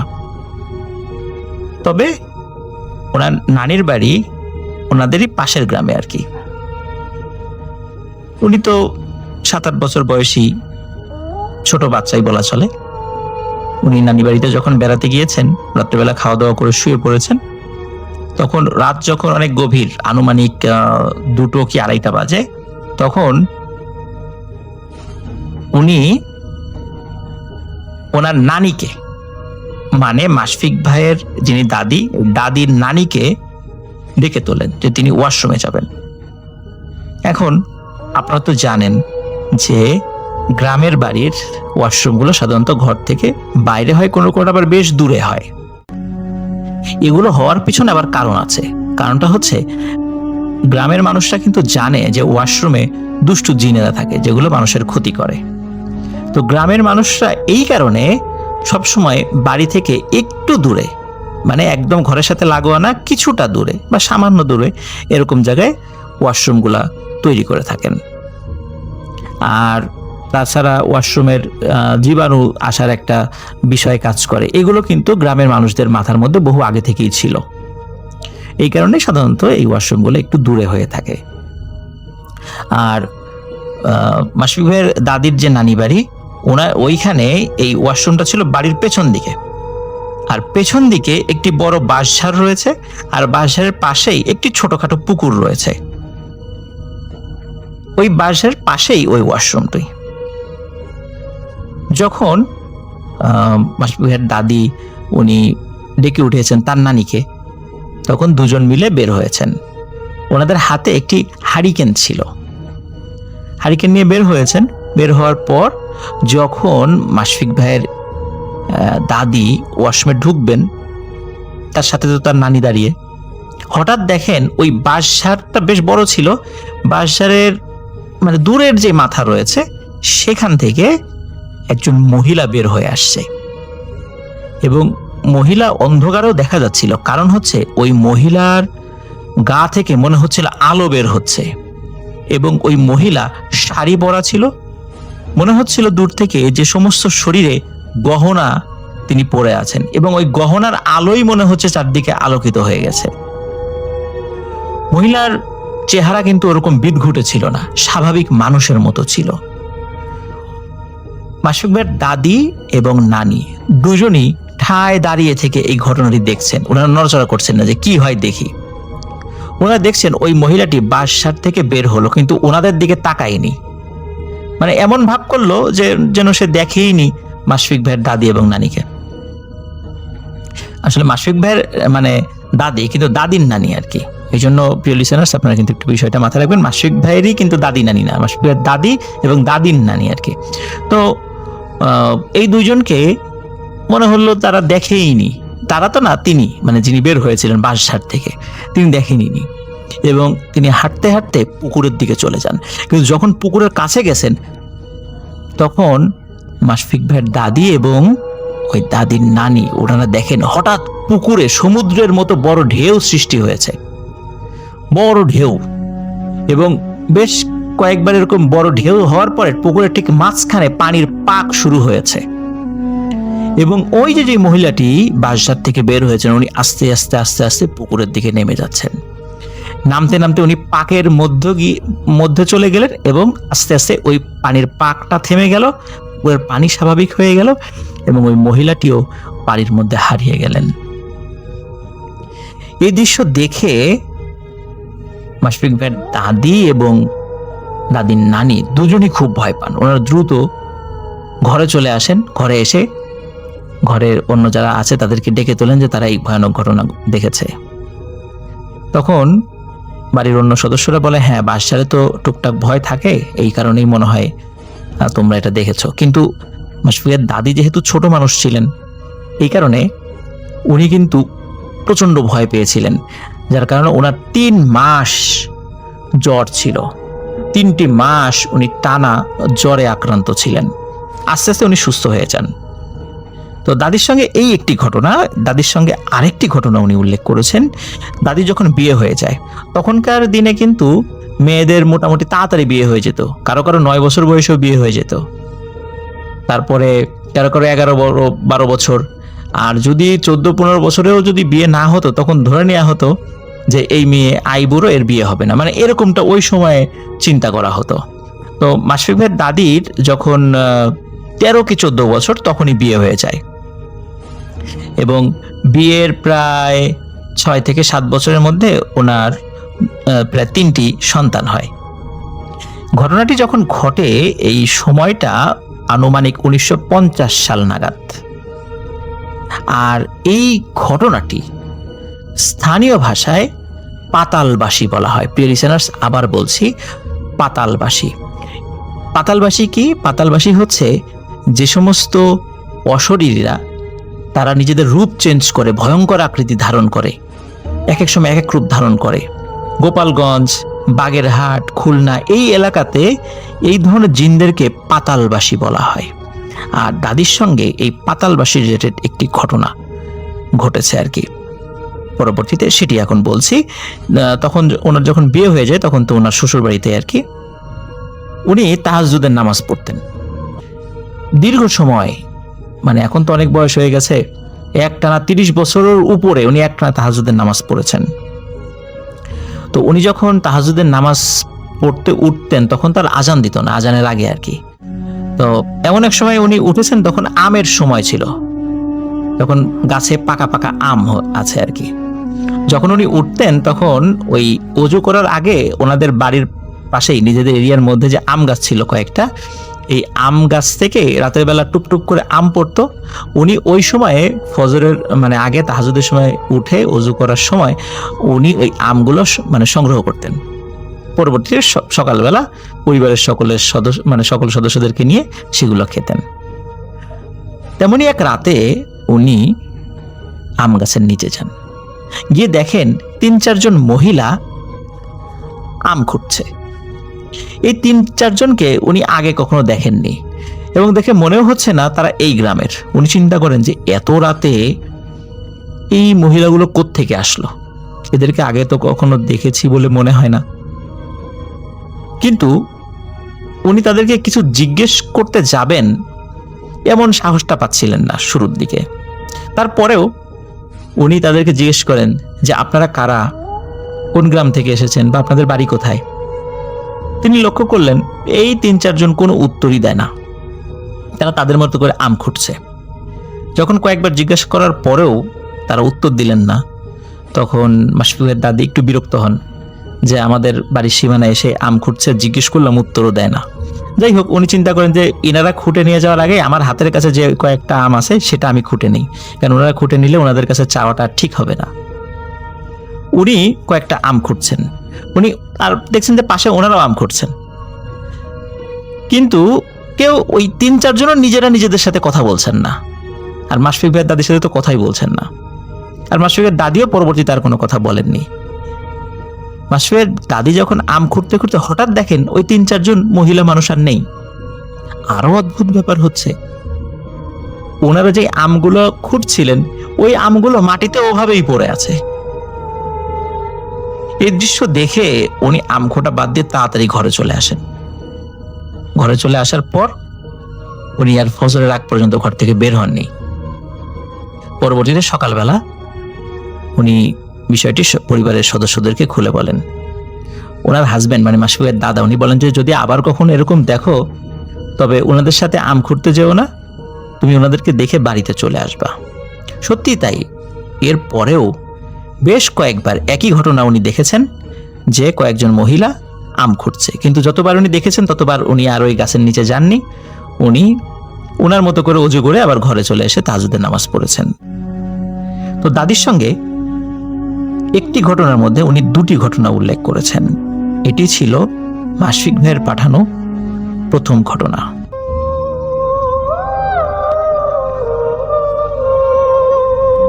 গ্রামের বাড়ি পটুয়াখালীর জেলার কোন এক গ্রামে। আজকে যে আমি ঘটনা শেয়ার করব সেটা আমার আব্বুর সাথে ঘটা ঘটনা। উনি একজন ইমাম সাহেব। তো আমার বাড়ি এখন আমার নানুর বাড়ির কাছে। তো আগে আমাদের বাড়ি ছিল নাকি চরখালী নামক এক গ্রামে। তো নদীতে ভাঙার পরে আমরা আর কি সেখান থেকে আমার নানুর বাড়ির কাছে শিফট হই। তো আমার আব্বুর যে সময় বিয়ে হয় তো ওই সময় চরখালী নামক এক গ্রামে আর কি আমার আব্বু থাকতো। তো ওই জায়গায় তো আমার আব্বু এবং আমার দাদার তাদের এক ক্ষেত ছিল, ক্ষেতের জমি, মানে ওই নদীর পাড়ে ক্ষেতের জমি ছিল, পাতাকপির আর কি ক্ষেত ছিল। তো ওই সময় শীতকাল। তো আমি ঘটনায় চলে যাই। তো একদিন আমার আম্মু আর কি আমার আব্বুর কাছ থেকে শোনা, আমার আম্মু আর কি নতুন নতুন আমার আব্বুর বাড়িতে আসে। তো সন্ধ্যার পরে আমার আব্বু আমার আম্মুকে নিয়ে নদীর পাড়ে আর কি খেতে যায়, ক্ষেতের কাছে। তো আমার বাড়ির সামনেই আর কি ধরেন যে নদীর পাড়, অনেক আর কি খালি জমি আর কি, ধরেন যে চর বলি আমরা যেটা, সেটা। তো আমার আব্বু আম্মু যায় সেখানে। তো আমার আব্বু নদীর পাড় থেকে পাইপ নিয়ে আর কি নদীতে ফালায়, তারপর মেশিনে আর কি ওই সময় পানি সেচ দিত। তো ওই সময় দিতে দিতে অনেক রাত হয়ে যায়। তো হঠাৎ করে আমার আম্মু খেয়াল করে যে নদীর তীর থেকে, মানে নদীর যে ওই পার থেকে একটা আগুনের গোলার মতো আর কি, একটা ফুটবল যেরকম আসে উঠতে উঠতে, তো ওই সময় আর কি ওই রকম একটা আগুনের গোলা আর কি আসতে থাকে। তো আমার আম্মু আর কি আবার আব্বুরে ডাক দেয় যে দেখো একটা আগুনের মতো আসতেছে ওই দিক থেকে। তো সময় রাত আনুমানিক হবে 11টা, 11:30 দিয়ে ওই সময়। তো আব্বু আর কি তো ইমাম ছিল, যেহেতু তার সবকিছু জানা আছে, মানে শরীর বন্ধ করার বা দোয়া পড়ার, সে আম্মুরে বলতেছে দোয়া পড়ো, ওটা কিছু না। তো ওইটা আর কি দেখতেছে, তারা দুইজনে দাঁড়াই দেখতেছে যে ওই জিনিসটা আসতেছে আগুনের গোলার মতো আইসা আর কি আমাদের যে ক্ষেতের ওইখানে পড়ার পরে একদম মিলাই যায় ওইখানে। তো আব্বু আম্মু ওইখানেই আর কি মেশিন বন্ধ করে ওইখান থেকে চলে আসে আর কি। তাদের ওই সময় কিছুই হয় না, যাই হোক তারা ঘরে আসে। তো আমার আম্মু ওই সময় একটু ভয় পাইলে আমার আব্বু আসে একটু পানি পড়া দেয়, যেহেতু সে ইমাম সাহেব, সে কিছু জানে। তো আমি আর কি সেটা জানি যে আব্বু অনেক কিছু জানে। তো আমি আর কি শুনি যেটা যে আম্মু আর কি ওদিন আম্মুর গায়ে অনেক জ্বর আসে। তো আম্মু ওইখান থেকে চলে আসে। তারপরে আর আমার বাবার যে বাড়ি যেখানে ছিল সেখানে আর কি যায় না ওইখান থেকে। তো আব্বুরে বলে তুমি রাত্রে তুমি সময় পেলে আইসো আমাদের বাড়ি। তো আব্বু কি করতো, আব্বু এক জায়গায় ইমামতি করাতো এক মসজিদে, তার গ্রামের পাশে। তো তার গ্রাম থেকে, চরখালি থেকে আমার গ্রামের মানে নানার বাড়ি হচ্ছে কমসে কম 5 কিলোমিটার দূর। তো ওই সময় রাস্তাঘাট যেহেতু ভালো ছিল না, তো আমার আব্বু একটা সাইকেল ছিল। তো ওই সময় রাত্রে প্রায় আর কি আমার আব্বুর যাওয়া হতো 11টার পরে আমার নানা বাড়িতে। তো ওই সময় আমার ওখানে হাইওয়ে বলতে কাঁচা রাস্তা, মানে একটু চওড়া, কোনো জায়গায় ইট আছে কোনো জায়গায় ইট নাই, এইরকম অবস্থা। ওই সময় এতটা ভালো না, এখন যে সবকিছু উন্নত, ওই সময় এতটা ভালো ছিল না। তো আমার নানা বাড়ির দিকে আমি আসি। আমার নানা বাড়ি মানে ওই রাস্তা থেকে, যে হাইওয়ে বললি যেখানে এখন যেটা, ওইখান থেকে একটা খাল গেছে আমার নানা বাড়ির রাস্তা। ওইখান থেকে আবার আধা কিলোমিটার ভিতরে ঢুকলে মানে সারি সারি ঘর, মানে খালের এপাশে ওপাশে এইরকম। তো আমার নানা বাড়ি যাইতে আমার ওই মেইন রাস্তা থেকে প্রায় 5 থেকে 10 মিনিট লাগে হাইটে গেলে। তো ওই যে আমার মেইন রাস্তার ওইখানে একটা বাগান আছে, বড় বাগান বলি আমরা, যেটা কমসে কম আমাদের হিসাবে আমরা 2 কানি বলি, 2 কানি নিয়ে অনেক বড় আর কি একটা বাগান। তো ওইটা নিয়ে অনেক কাহিনী আছে, যে ওখানে বাগানের ভিতরে কখনো দিনের আলো পড়তো না, যে অনেক গাছ মোটা মোটা সব জঙ্গলে পড়া, এপার থেকে ওপার যাওয়া যেত না, কেউ ভয়ে যাইতো না। দেখা যাইতো যে ওইখানে অনেক আগে মানুষ মাইরা ওইখানে আর কি ফালাই দিত অনেকে, কেউ লাশ ওইখানে কঙ্কাল হয়ে যেত, অনেক পুলিশ আই আর কি পরে কঙ্কাল নিয়ে যেত, বা অনেক লাশ ওইখানে পাওয়া যেত, যেহেতু ওখানে মানুষের আনাগোনা ছিল না সেহেতু।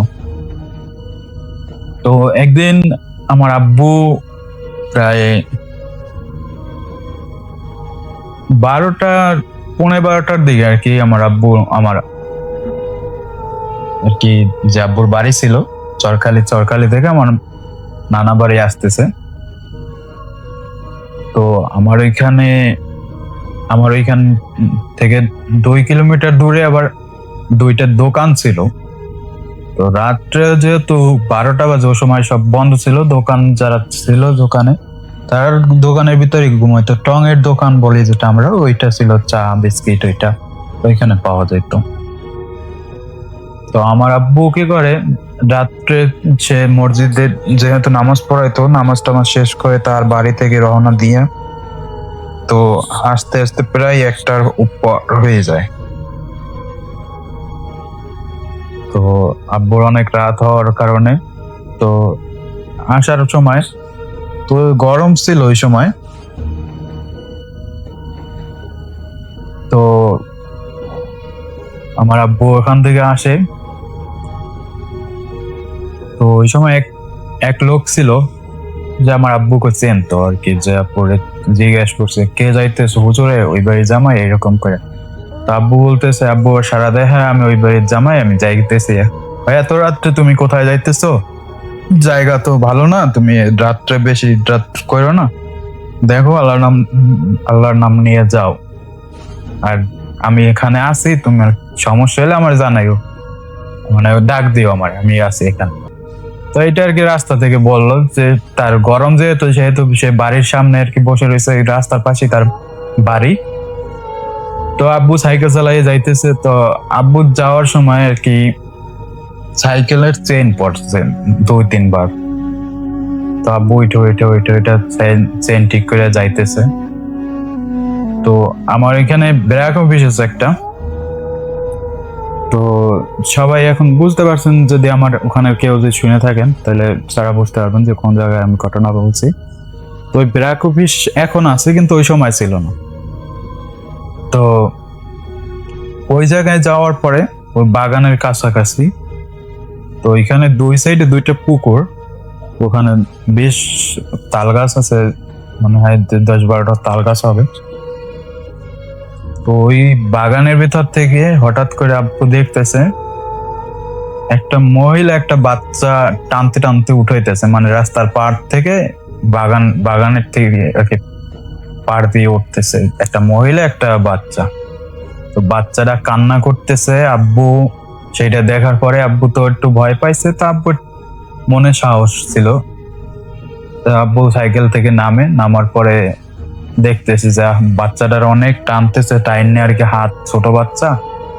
তো অন্ধকার না ওই সময় আর কি, ধরেন যে একটু সূর্যের আলো আছে, ওই সময় জোনাক রাত ছিল, যেটা আমরা বলি যে সবকিছু ফর্সা আর কি দেখা যায়। তো ওই রকম মানে চেহারা বোঝা যায় না, যে একটা বাচ্চারে টানে উঠাইতেছে, এটা আর কি বোঝা যাচ্ছে।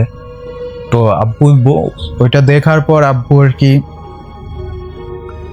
মহিলাকে আর কি বলতেছে যে আরে আপনি কি করতেছেন, এই বাচ্চাটা তো হাত ভেঙে যাবে, আপনি যেরকম টানতেছেন ও উঠতে চাইতেছে না বাচ্চাটা, তো আপনি এক কাজ করতেছেন উঠাইতেছেন। বাচ্চাটা কি করে পাও দিয়ে আর কি মাটি খামচা দিয়ে ধরে বলে যে ও উপরে উঠবো না, আর মহিলা টানতেছে ওরে, টাইনে উপরে উঠাইতেছে,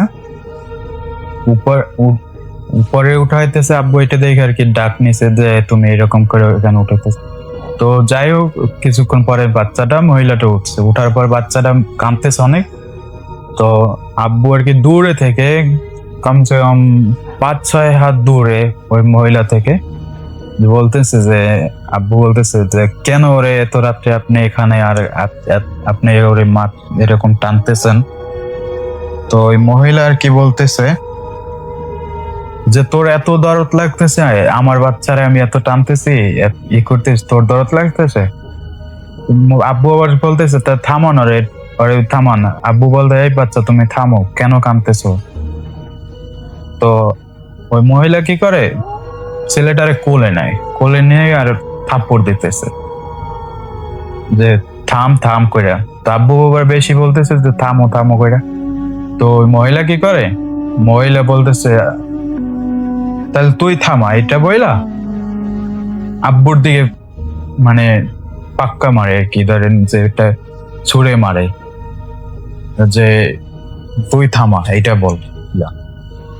ওইটা আর কি যখনই আব্বুর দিকে আর কি ফালায় বাচ্চাটারে আর কি, তখনই আর কি দেখা যাচ্ছে আব্বু দেখে যে বাচ্চাটা যে ফালাইছে বাচ্চা না, ওটা একটা আগুনের গলা। এইটা দেখার পর আব্বু আর কি নামায় নিচে পড়ছে, নিচে পড়ার পরে আব্বু আর কি ওইটা দেখার পর আব্বু সোজা সাইকেল ফালাইয়ে সোজা পিছনের দিক দৌড় দেয়। সে দোয়া পড়তে পড়তে ওই সময় দোয়াও তার মনে আসতেছে না, সে অনেক ভয় পায়। ওইটা দেখে সে মারে বাবারে চিল্লে দিয়া আর কি দৌড় দেয় পিছনের দিকে, যে দিক থেকে আসতে ওই দিক থেকে।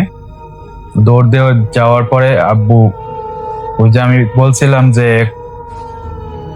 লোক যেখানে ছিল আর কি বাড়ির সামনে, তো সেখান থেকে যায়, সেদিকে যায় আব্বু। তো ওইখানে যাই আব্বু সেন্সলেন্স হয়ে যায়, তো আব্বুর আর কিছু মনে থাকে না। তো ওই লোক আসার পর আর কি আব্বুর চোখে নাকি পানি দেওয়া হয়, তারপরে কোন রকম হুঁশ আসে আব্বু। তো তারপর আব্বু বলে এরকম ঘটনা। তো ওই লোক কি করে, ওই লোক বলে ঠিক আছে আজকে তুমি এখানে থাকো, সকাল হতে তো আর বেশি দেরি নাই, আর যেটুকু সময় আছে তুমি আমার এখানে থাকো, আমরা এখানে গল্প করি, যখন ফজর হবে ফজরের নামাজ পড়ে তুমি এখান থেকে যাইবে, সেইটা বলে। তো এই ছিল আমার ঘটনা।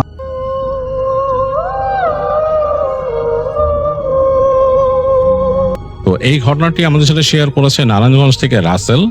রাসেল তার বন্ধুর কাছ থেকে ঘটনাটি শুনেছে, তার বন্ধু তাদের এলাকার দুজন ছেলের কাছ থেকে ঘটনাটা শুনেছে। তো জায়গার নাম সে শেয়ার করবে না সঙ্গত কারণে। তো আমি চলে যাচ্ছি সেই ঘটনায়, রাসেলের রিকোয়েস্টে আমার মতো করে শেয়ার করছি ঘটনাটা। যেখানটা ঘটনা ঘটেছে এটা হচ্ছে একটু শহরের এমন একটা প্রান্ত যেখানে অনেক পুরনো বাড়ি ঘর আছে, মানে জায়গাতে বেশ পুরনো বাড়ি ঘর দিয়ে ঘেরা, ওই জায়গায় অনেক পুরনো বসতি সেখানে আছে। তো এরকম একটা জায়গায় একটা পুরনো বাড়ি আছে, বেশ বড় পুরনো বাড়ি। এটা জমিদার বাড়ি ঠিক বলা যাবে না, বাট কোনো ধনী মানুষের বাড়ি ছিল এটি, এবং এখন সুরক্ষার অভাবে পড়ে আছে, ওখানে কেউ থাকে না, বাড়িটা পুরো ফাঁকা। এবং বাড়িটার আশেপাশে বিভিন্ন রকমের ছোটখাটো স্থাপনা আছে, মানে বোঝা যায় বেশ ধনবান মানুষের বাড়ি ছিল এটা। সম্ভবত হয়তো জায়গাটা এই জায়গাটার হয়তো কোনো মীমাংসা নাই বা কিছু একটা এরকম কিছু আর কি। যাই হোক, বাড়িটা ওই জায়গায় পড়ে আছে, তার পাশে দেয়াল করা, বাড়ির দেয়ালের পাশে দেখা যাচ্ছে যে কিছু মানুষ, দরিদ্র মানুষ যারা দেখা যাচ্ছে যে থাকার জায়গা নাই, তারা ওইখানে ছাপড়া ঘরের মতো করে ওখানে থাকে। তো সেখানে দুইটা ভাই থাকতো, একজনের নাম তানিম, একজনের নাম আনোয়ার। এরা দুই ভাই আসছিল গ্রাম থেকে, তাদের ওইখানে নদী ভাঙনের কারণে তারা আসলে শহরে এসে কাজের চেষ্টা করে।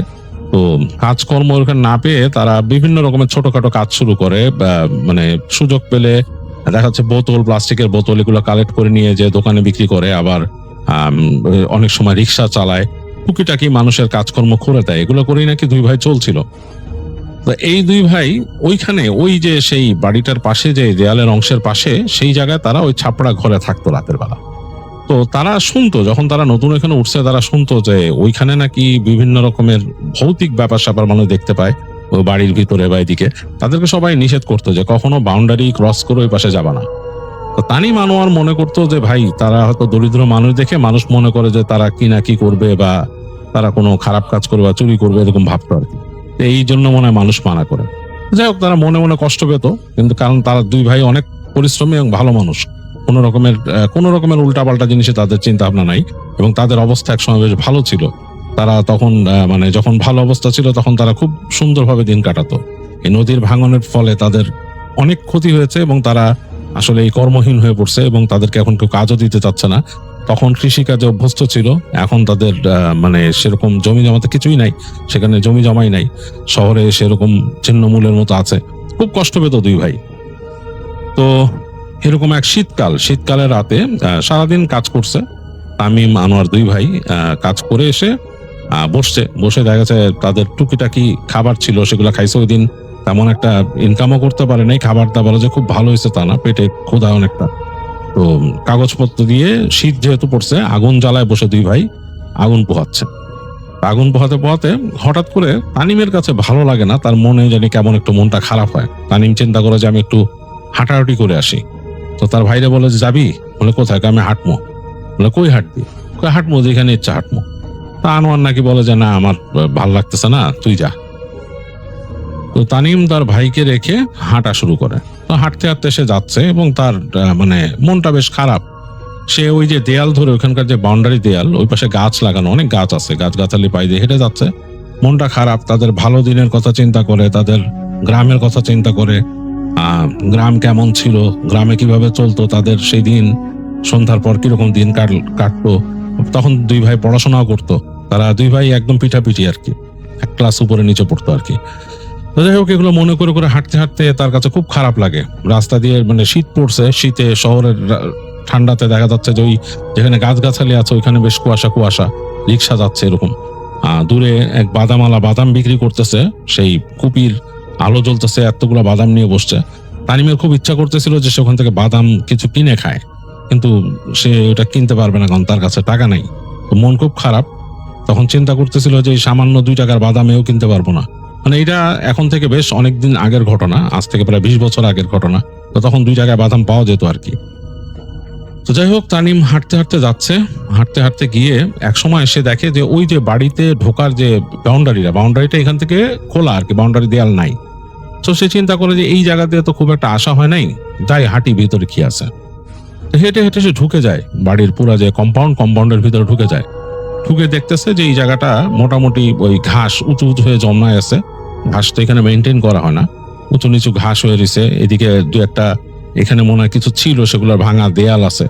এরকম দেখে দেখে সে হাঁটতেছে এবং তার কাছে বেশ ভালো লাগতেছে, কারণ এই শীতকালে এই জায়গাটাতে এই বাড়ির ভেতরে কম্পাউন্ডের ভেতরে আর আলো নাই। হ্যাঁ, মানে ভিতরে আলো নাই, চাঁদের আলো যতটুকু পড়ছে শীত ধোঁয়া আলো, মানে এই যে কুয়াশা ধুয়ে যে আলো আসতেছে সেটা জায়গাটা কুয়াশাচ্ছন্ন হয়ে গেছে।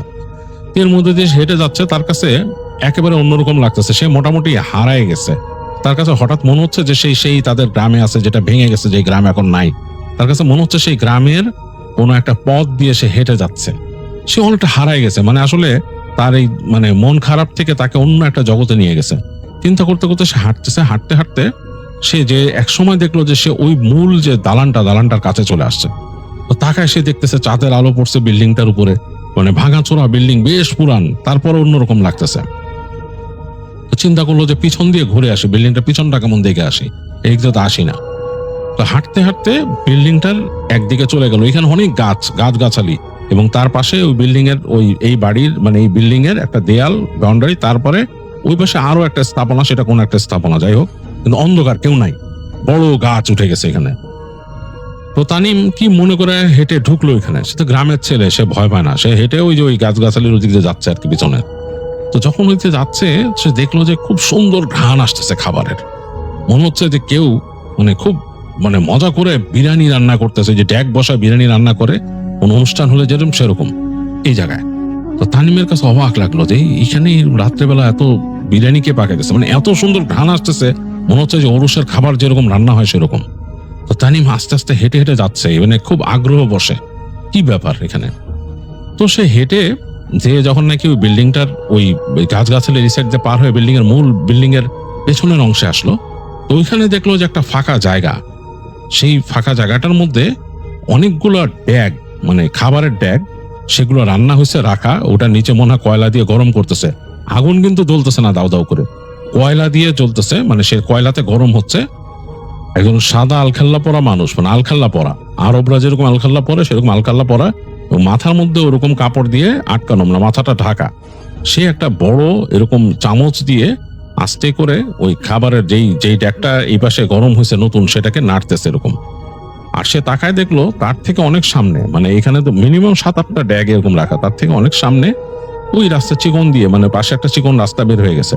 ওদিক দিয়ে হেঁটে গেলে ওই পাশেও কিন্তু কেউ নাই, ওই পাশে মনে হচ্ছে যে একটা নিচু জায়গা আর কি বেশ।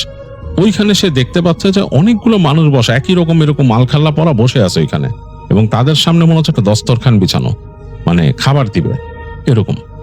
তো সে চিন্তা করলো যে আমি কি ওখানে যাবো, যে আমি এখানে বসবো চুপচাপ যদি খেয়ে নিতে পারি। তো তখন তার কাছে তার ভাই আনোয়ারের কথা মনে হলো যে আমি যদি এখানে বসে খেয়ে নেই, আনোয়ার কি করবে। আর আনোয়ারে এখন ডেকে আনার মতো তো অবস্থা নাই, এখানে তো মনে হচ্ছে তারা খাবারের জন্য বসছে, কি খাওয়াইতেছে সে চিন্তা করতেছে। এরকম যে অনেক সময় আছে না দরিদ্র মানুষকে খাবার দেয়, তো তখন তো সে আবার চিন্তা করতেছে যে এত দামি খাবার দরিদ্রদেরকে খাওয়াবে, এটা তো ঘ্রাণ শুনি আমারই হয়েছে, আমি কোনো হোটেলে এত সুন্দর ঘ্রাণ পাই না। তো যাই হোক, তানিম কি করলো, আস্তে আস্তে এই পাশে হেঁটে হেঁটে যাচ্ছে। সে মানে এই পাশে যে দেয়ালটা ছিল, দেয়ালের পাশ দিয়ে হেঁটে হেঁটে যাচ্ছে, গাছের নিচ দিয়ে তাকাচ্ছে ওই লোকটার দিকে যে নাড়তেছে। তার চেহারা ভালো দেখা যাচ্ছে না, বেশ লম্বা, লোকটাকে দেখে মনে হয় 6 ফিট 6.5 ফিট উচ্চতা, মানে বেশ লম্বা এরকম, সে নাড়তেছে। তো তানিম হাঁটতে হাঁটতে আস্তে করে লোকটাকে পার হয়ে সোজা চলে গেল।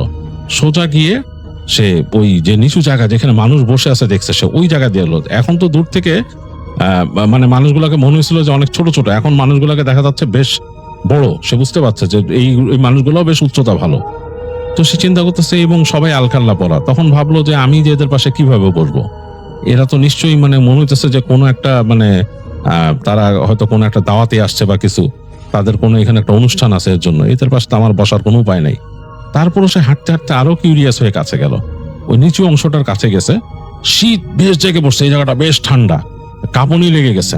মানে তানিমের শরীরে কিন্তু একটা সোয়েটার পরা, কিন্তু সেই সোয়েটারটা পুরানো, শীত ভালো মানতেছে না, সে এরকম কাঁপতেছে, থরথর করে কাঁপতেছে। কাঁপতে কাঁপতে সে একটা গাছের ফাঁকে দিয়ে দেখলো, একটা গাছের ফাঁকে যে দাঁড়াইলো, সেখান থেকে তাকায় সে দেখতেছে যে মানুষগুলো বসে আছে, মানে ওই জায়গাটা একটু নিচু আর কি, সামনে দস্তরখান বিছানো, আর ওই কর্নারে মনে হচ্ছে যে একটা রাখা, মানে হারিকেনের মতো রাখা, আলো ছড়াচ্ছে। আর এই কর্নারে এই দুইটা আলোতেই মোটামুটি হালকা দেখা যাচ্ছে এই জায়গাটা। আকাশে চাঁদ আছে, মেঘে ঢাকা চাঁদ হালকা হালকা আলো ফেলতেছে। তো তানিমের কাছে অবাক লাগলো, এই অল্প আলোতে এরা কি খাবে এখানে বসে। তো তারপর সে দেখলো যে ওখান থেকে আরো দুইজন এরকম লম্বা লম্বা মানুষ ড্যাগ নিয়ে আসতেছে, মানে ওই যে ডেকচি যেটা আছে সেটাকে এরকম করে লাঠি দিয়ে বাঁধা অবস্থায় নিয়ে আসতেছে, এনে ওই নিচু জায়গার সামনে রাখলো, এবং সেখান থেকে ডেকচির মানে মুখ খোলা হলো, ঢাকনা খোলা হলো, একেবারে অসাধারণ ঘ্রাণে ছড়িয়ে গেল চারিদিক। আর সেই খাবার তারপর বেড়ে বেড়ে দেওয়া হচ্ছে এই মানুষগুলারে। তানিম খুব অবাক একটা জিনিস খেয়াল করলো, সে এই যে যারা এখানে খাবার দিচ্ছে বা খাবার যারা খেতে বসছে, তাদের কারো চেহারা সে বুঝতে পারছে না। চেহারাটা তার কাছে মনে হচ্ছে অস্পষ্ট, মনে হচ্ছে ধোঁয়াটে, ব্লার হয়ে গেলে যেরকম সেরকম। অবাক হয়ে গেল সে, মানে তানিমের মাথা কাজ করতেছে না যে এরকম কিভাবে হয়। সে এই গাছের ফাঁক দিয়ে আরো সামনে যাওয়ার চেষ্টা করলো। সে মোটামুটি বেশ খানিকটা কাছে চলে গেছে, প্রায় ওই মানুষগুলোর থেকে প্রায় তার দূরত্ব তখন 20 ফিটের মতো। এখনো সে কারোর চেহারা দেখতে পাচ্ছে না, তার কাছে মনে হচ্ছে মুখের জায়গাটা ধোঁয়াশে লাগতেছে তার কাছে, মানে ধোঁয়াটে মুখ, মানে মুখ ক্লিয়ার না। তখন তার ভয় লাগলো, আর চিন্তা করলো এই মানুষগুলা সবগুলার হাইট একই রকম কিভাবে, এত সুন্দর স্মেলের খাবার সার্ভ করতেছে এই জায়গায়, অন্ধকারে বসে কেন খাবে। তার কাছে ভয় লাগলো। তো সে ভয়ে সে পিছায় যেতে গেছিল আর কি, ভয় পেয়েছে, কারণ দূরত্ব তো কাছাকাছি তার সাথে। পিছাতে পড়ে গেছে সে, ধাপ করে পড়ছে যে জায়গায়, ওই জায়গায় ঘাস টাস শুকনা পাতা ছিল, বেশ শব্দ হয়েছে। তো সে খেয়াল করলো যে মানুষগুলা মনে হলো তার দিকে তাকাইলো কয়েকজন এই পাশ থেকে। সে অবাক হয়ে দেখলো যে কারো চেহারা দেখা যাচ্ছে না, চেহারার জায়গাটা ধোঁয়াটে। তানিম ভয়ের চোটে ওয়াল্লা ওয়াল্লা বলে দৌড় দিল। সে দৌড়াইতে সে একদম মানে চোখ বন্ধ করে দৌড়াচ্ছে কোন দিকে যাচ্ছে। তো সে দেখলো যে ওই জায়গায় একটা দেয়াল পাইছে সে, তো খুব দ্রুত লাফ দিয়ে সে দেয়ালের উপর ধরে কোনো মতে হাঁচড়ে পাশে দেয়ালের ওই পারে চলে গেল। এই পারে যে পড়ছে ঘাস, উঁচু উঁচু ঘাস, আগাছা, এর মধ্যে পাশে ড্রেন, কোনো মতে ড্রেনটা টপকায় সে দৌড়াচ্ছে। ঠান্ডার মধ্যে শীত, তার মানে পায়ের স্যান্ডেল একটা ছিল, স্যান্ডেল চলে গেছে কোথাও। খালি পায়ে দৌড়াইতে সে চলে আসলো এই রাস্তার মাথায়। তারপর দেখলো যে বাঁ দিকে গেলে বুঝতে পারলো তাদের থাকার জায়গা। সে দৌড়াচ্ছে ওদিকে, দৌড়াইতে একসময় সে হাঁপাতে তার ঘরের কাছে চলে আসলো। তো দেখলো যে আনোয়ার খুব চিন্তিত ভাবে তাকায় আছে। তাকে দেখে বললো, কিরে তুই কইছিলি, তোর এই অবস্থা কেন, তুই দৌড়ে আসলি কোত্থেকে? তো তানিম বলতেছে, ভাইরে ভয় পাইছি রে, অনেক ভয়ের জিনিস দেখে আসছি, আগুন নিভা, তাড়াতাড়ি ঘরে ঢোক। তো তার ভাই আর কিছু বলতে পারলো না। সে ওই যে এখানে একটু পানি ছিল তাদের কলসিতে, সেটা পানি নিয়ে ওই আগুন ধরাইছিল যেখানে, নিভাই দিয়ে দুইজন ঢুকে গেল ঘরে। তো ঘরে ঢুকে তাদের ওখানে কুপি ছিল, কুপিও জ্বালাইলো তারা। কুপি জ্বালায় জিজ্ঞেস করতেছে আনোয়ার, কি রে, কি অবস্থা তোর? তুই তো এখন মানে এই ঠান্ডার মধ্যে ঘেমে গেছিস একদম। মানে এদিকে আনোয়ার কিন্তু গায়ের মধ্যে একটা কাঁথা দিয়ে নিছে, দিয়ে বলছে তুই তো ঠান্ডায় ঘেমে গেছিস একবারে। বলে, ভাই কি দেখছি জানিস? বলে, কি? ওদিকে গেছিলাম, এরকম একটা জিনিস দেখছি। তো তার ভাই বলে, এরকম যাইস না, তোরা না করছি, ওদিকে যাইস না। আর মানুষজন আমাদের ওই জায়গায় যাওয়াটা পছন্দ করে না, যাইস না, চুপচাপ শুয়ে পড় এখন। তো তোর কি খিদা লাগছে বেশি? ঘ্রাণ পেয়ে মনে হচ্ছে তোর খুব লোভ লাগছে। তো চুপ করে আসছে তানিম। তানোর বলে যে, এখন এগুলো চিন্তা করিস না, কাল পরশু দুই ভাই খামুনে, দুজন যে বিরিয়ানি খামুনে, অসুবিধা নেই, এখন ঘুমা যা বলে সে শুয়ে পড়ে। কুপিটা ফু দিয়ে নিভাই দেয়, তানিমরে বলে শুয়ে পড়তে। তো তানিমও তার গামছা দিয়ে গা মোছে, কারণ সে ঘেমে গেছিল। তারপর সে দেখে যে গা মোছার পর ঠান্ডা লাগা শুরু করছে, তাড়াতাড়ি সে কাঁথা দিয়ে সে শুয়ে পড়ে। তো যাই হোক, অনেকক্ষণ চিন্তা করতেছিল তানিম, কি দেখলো, ভয়ও লাগতেছে, তার মনে পড়তেছে ওই মানুষগুলোর চেহারা ধোঁয়াটে, সে মানে চিন্তা করে করতে পারতেছে না। তো একটা সময় সেও ঘুমায় পড়লো। তো অনেকক্ষণ ঘুমায় আসছে দুজন। হঠাৎ করে নাকের মধ্যে সুন্দর ঘ্রাণ লাগতেছে তানিমের কাছে, এবং সে মনে হচ্ছে যে সে ঘ্রাণ পাইছিল বিরিয়ানির, সেরকম একটা ঘ্রাণ তার নাকের মধ্যে লাগতেছে। তো তানিম মানে এটা ঘ্রাণটা মানে এত ব্যাপকভাবে লাগতেছে বলার মতো না। আর সে ক্ষুধার্ত ছিল, তার আসলে পেটে ক্ষুধা ছিল ওই দিন। আর এই ঘ্রাণটা খুবই লাগছে, সে ঘুমের মধ্যে ঘ্রাণটা মানে নাকে যাওয়াতে সে ঘুম ভেঙে গেল এক সময়। তো সে তাকায় দেখতেছে যে তার ঘরের মধ্যে অন্ধকার, তাদের ঘরের মধ্যে মানে দেয়ালের উপর দিয়ে এই সাইড দিয়ে প্লাস্টিক দিয়ে লাগানো, এর জন্য হালকা আলো ঢুকতো বাইরের, ওই দূরে ল্যাম্পপোস্টের আলো হালকা ঢুকতো। তো ঢোকাতে সে দেখতেছে ঘরটা অন্ধকার, তার ভাই মানে নড়াচড়া করতেছে অস্থির ভাবে আনোয়ার, আর ঘরের মধ্যে অসম্ভব সুন্দর সেই বিরিয়ানির ঘ্রাণ, আর তার সাথে আতরের মতো একটা ডিপ ডিপ একটা আতরের ঘ্রাণ। তো মানে সে তার ভাইকে ডাক দিল সাথে সাথে আনোয়ারে, যে কিরে ওটো, মানে আনোয়ারে ডাক দিল। তো আনোয়ার উঠছে, আনোয়ার বড় তার থেকে, যদিও দুই ভাই তুই তুই করেই বলে একে অপরকে। আনোয়ার বলে কিরে কি হয়েছে? আনোয়ার বলতেছে কিরে এখানে এত খাবারের ঘ্রাণ কেন, আর এরকম আতরের ঘ্রাণ কেন, দন্ত বন্ধ আসতেছে। বলে আরে কি বুঝলাম না, এই জন্যই তো আমি উঠাইলাম। তো তারপর তাড়াতাড়ি ম্যাচটা নিয়ে তারা কুপি ঝাললো। কুপি ঝালার পর তো দুই ভাইয়ের চোখ ছানা বড়া হয়ে গেছে, কারণ তাদের যে ঢোকার জায়গাটা, মানে তারা যে তাদের যে ঘরে ঢুকে ওই জায়গাটা কিন্তু একটা বেড়া দিয়ে এরকম টানা থাকে। তো দেখতেছে ওই বেড়ার দরজা ঠিকই টানা, কিন্তু তাদের যে পায়ের কাছে এরকম একটা হাড়ির মতো রাখা, মাটির হাড়ি এত বড়, এবং সেটার মুখের মধ্যে একটা মাটির ঢাকনা দেয়া, আর তার পাশে একটা এরকম প্যাকেটটা মনে হচ্ছে জল জ্বলা কোনো কাগজ দিয়ে প্যাকেট করা, কিন্তু এই ধরনের কাগজ সচরাচর তাদের চোখে পড়ে নাই, তারা মানে দেখে নাই, খুবই দামি কোনো কাগজ দিয়ে প্যাকেট করা। তো তাড়াতাড়ি দুই ভাই উঠে বসে বলে এটা কি? মাটির হাড়িটা হাত দিয়ে দেখে গরম, মানে বেশ গরম তখনও ভিতরে। তো যাই হোক ঢাকনাটা খুলে দুই ভাই টেনে, এবং ঢাকনাটা ওই যে আটা বা কিছু দিয়ে বন্ধ করে, যেরকম ওই যে যারা রান্না করে বাবুর্চিরা সেইভাবে করে বন্ধ করা। তো ঢাকনাটা খুলে ওই আটা সরায়, দেখে একদম ঘ্রাণ এসে নাকে বাড়ি মারে তাদের, মানে অসাধারণ সেই ঘ্রাণ, মানে বলার মতো না। এটা খুব ভালো কোনো বাবুর্চি যদি রান্না করে সেরকম, ওরসের খাবার যেরকম সেরকম ঘ্রাণ, ভেতর থেকে একদম বিরিয়ানির ঘ্রাণ আসতেছে ওরকম। তো খুব অবাক হয়ে যায় দুই ভাই, এটা কে রেখে গেল তাদেরকে। তো সেটা পাশে রাখে। তানিমের তো আসলে মানে পেটে ক্ষুধা অনেক হয়ে উঠছিল, আর তারপরে এটা, আর ওই যে ঝিলঝিলা যে কাগজ দিয়ে প্যাকেট করা, ওইটাও চেনে খুলে ফেলে দেখে ভেতরে মিষ্টি, খুব দামি মিষ্টি, এবং এই মিষ্টি মানে কত দাম হবে তার ঠিক নেই, সুন্দর করে সাজানো ভিতরে। তো দুই ভাই খুব অবাক হয়ে যায়। তো তখন তাদের আনোয়ার বলে তানিমকে, কে আমার মনে হয় কি ভাই, তুই মনে হয় জিনদের খাইতে দেখছিলি, ওরা তোরে দেখছে, তাদের খারাপ লাগছে, তারা তোর জন্য এরকম খাবার রেখে গেছে এখানে এসে, কারণ খেয়ে নে, আর কোনো কথা বলিস না, আগে পরে কথা। তো তাদের প্লেট ছিল, দুই ভাই খাবার বের করে খায়, অসাধারণ সেই স্বাদ। মনে হয় যে মানে খুব মানে এরকম তারা কিন্তু কখনো এরকম কোনো বাবুর্চির হাতের খাবার খায়নি, এত স্বাদ ছিল সেই খাবারটা। তো দুই ভাই নাকি খেয়ে নেয়, এবং খেয়ে নেওয়ার পর তাদের মানে পেট ভরে যায়, এবং খাবারের মধ্যে নাকি এত বরকত ছিল যে খাবার শেষ হইতে চায় না। দুজন পেট ভরে খাইছে, তারপরে শেষ হইতে চায় না। যাই হোক শেষ পর্যন্ত তারা শেষ করে, ওই হাড়ির খাবার শেষ করে, মিষ্টিও খায় দুই ভাই, এবং মিষ্টিটা রেখে দেয়, বাকি খাওয়ার পর যতটুকু আছে রেখে দেয় এক পাশে, হাড়িটাও এক পাশে রেখে দেয়। এবং তারপর দুই ভাই অনেকক্ষণ বসে চিন্তা করে যে এটা কিভাবে হলো। ওই আনোয়ার ওইটাই বলে, মনে হয় কোনো জিনরা ছিল ওইখানে, এর জন্য তোরা খাবার দিয়ে গেছে এরকম ভাবে। তো মানে এগুলাই করতে করতে, মানে দুজন কথা বলতে বলতে এক সময় তারা আবার ঘুমায় পড়ে, মানে তখন রাত হয়ে গেছে, অনেক গভীর রাত, ঘুমায় পড়ে আবার দুই ভাই। তো তারা যখন ঘুম থেকে উঠে তখন ফজরের পরে, ফজর অলরেডি হয়ে গেছে, আশেপাশে শব্দ শুরু হয়ে গেছে, যে তাদের এই ছাপড়া ঘরটা একদম দেয়ালের পাশে, রাস্তার পাশে। তো ওঠার পরে তারা দেখে যে অলরেডি আলো ঢুকতেছে ঘরে। খুবই আশ্চর্যজনক ব্যাপার, তাদের ঘরে কোনো হাড়িও ছিল না, প্যাকেটও ছিল না, দুজনের পেট কিন্তু ভরা। খুব অবাক, তারা বলে কি আমরা স্বপ্ন দেখলাম, পেট ভরলো কেমনে, এবং মুখে তখনও সেই টেস্ট লেগে আছে তাদের খাবারের। তো দুই ভাই নাকি হাতটা নাকের সামনে নিয়ে দেখে ঠিক সেই বিরিয়ানির ঘ্রাণ হাতে, মানে হাতের মধ্যে বিরিয়ানির ঘ্রাণ লেগে আছে, পানি দিয়ে হাত ধুইছে তারা, তারপরও সেই বিরিয়ানির ঘ্রাণ হাতে। খুব অবাক হয়ে যায় যে কিভাবে, মিষ্টির প্যাকেটটাও কিন্তু নাই, যে অল্প কটা মিষ্টি রাখছিল, হাঁড়িটা রাখছিল, সেটার কিছুই নাই।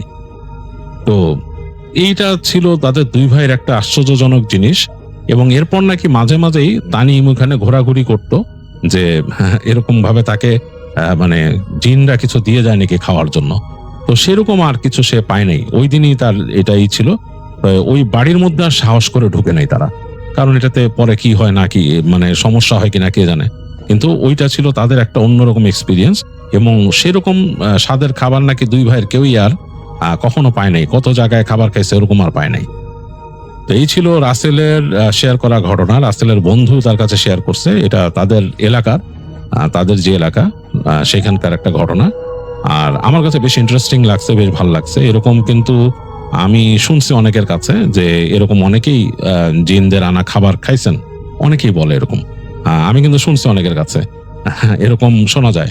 ইনফ্যাক্ট আমিও একবার ছোটবেলায় একজন মানুষকে দেখেছিলাম যে পানির মধ্যে, মানে একদম পানি, মানে তার নিজের আনা পানি না, অন্য যেই বাসায় তিনি আসছেন সেই বাসা থেকে তাকে পানি দেওয়া হয়েছে এবং একটা তসবি দেওয়া হয়েছে সেই বাসা থেকেই, মানে যাকে দেওয়া হয়েছে তার না, সেই তসবিটা পানিতে রাখার সাথে সাথে সেটা একেবারে অরেঞ্জ কালারের শরবত হয়ে গেছিল, ট্যাংয়ের মতো কালার, এবং সেই শরবতের টেস্টটা অনেক ভালো ছিল, অনেক মজার ছিল। এটা আমি নিজেও ট্রাই করে দেখছিলাম অল্প ছোট থাকতে। তো যাই হোক, এরকম ব্যাপার স্যাপার কিন্তু ঘটে, পৃথিবী বড়ই রহস্যময়, অনেক রহস্যময় জিনিসই ঘটে। আমার কাছে বেশ ভালো লেগেছে। আপনাদের কাছে যদি এই ধরনের কোনো ঘটনা থাকে অবশ্যই আমাদের কাছে শেয়ার করে।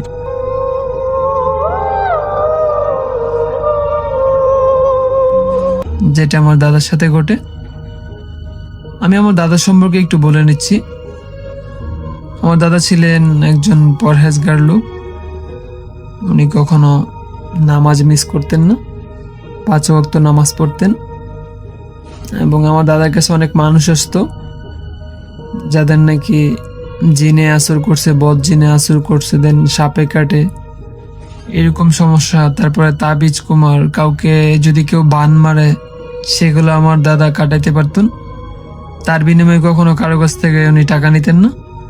উনি সবাইকে বলে দিতেন, যদি ভালো হয়ে যাও তাহলে গরিব বাচ্চাদেরকে বিস্কিট অথবা চকলেট কিনে দিও, নয়তো মসজিদে 5টা বাতি দিয়ে দিও।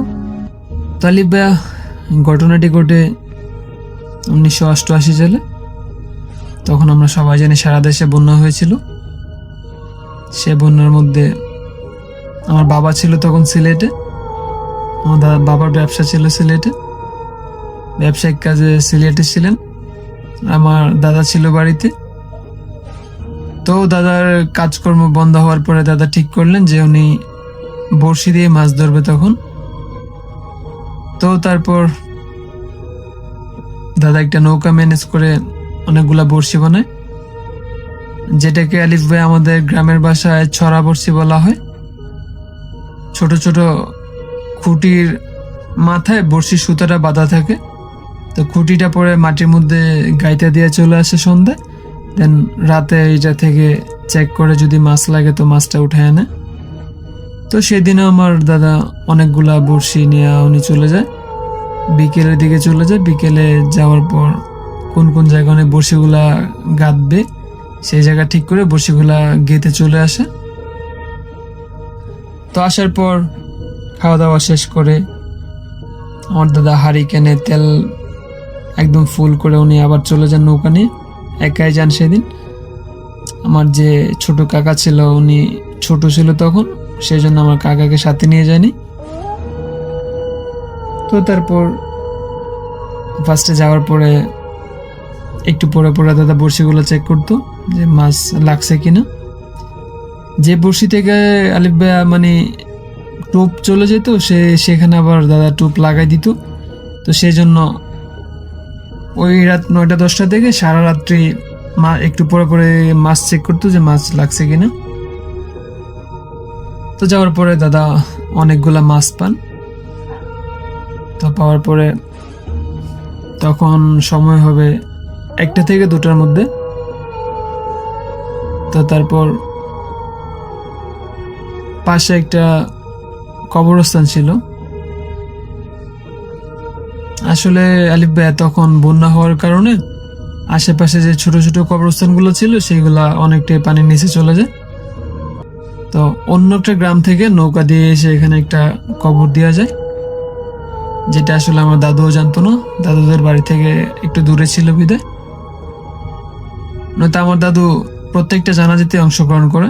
যদি জানতো যে আসলে এখানে নতুন কবর দেওয়া হয়েছে আজকে, তাহলে হয়তো ওখানে আমার দাদু যাইতো না।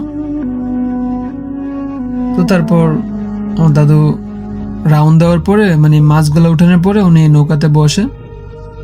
তো বসার পর আমার দাদু একটু তন্দ্রায় চলে যায়। তো একটু পরে দাদা খেয়াল করলো যে ওনার গায়ে কেউ মাটি ছুটতেছে। আলিফ ভাইয়া গুঁড়া মাটি যেটা মানে হাতি নিয়ে কারো গায়ে যদি মারে ওরকম ভাবে আমার দাদার গায়ে মাটি ছুটতেছিল।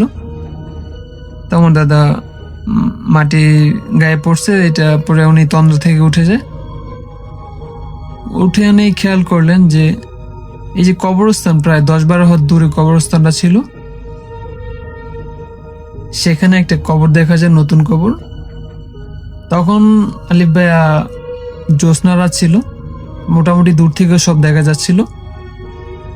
তো তারপর ওই কবর থেকে মানুষরূপী, বাট সারা গায়ে নাকি পশম ছিল, বড় বড় লম্বা লম্বা পশম ছিল, কিন্তু ফেস দেখা যাচ্ছিল না। সেটা বড় বড় নখ ছিল, 2 হাত দিয়ে কবর থেকে মাটি সরাইতেছিল। সে মাটিগুলো আমার দাদার গায়ে এসে পড়তেছিল।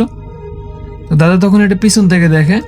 দেখার পর দাদা ভাবছে হয়তো এটা কোনো জীব হবে, হয়তো শিয়াল কুকুর বা এমন কিছু হবে। যে আমরা সবাই জানি শিয়ালে কবর এরকম খালি পেলে হয়তো কবরের সাইড ব্যারেটার না থাকলে হয়তো মাটি খুঁড়ে ফেলে কবর থেকে, ওরকম কিছু হবে। কিন্তু দাদা বুঝতেছে এত দূর থেকে আমার গায়ে মাটি আসতেছে, অনেক জোরে জোরে কবরটা করতেছে। সেই জন্য দাদা একটু মনে সন্দেহ বাঁধলো এটা আসলে কি।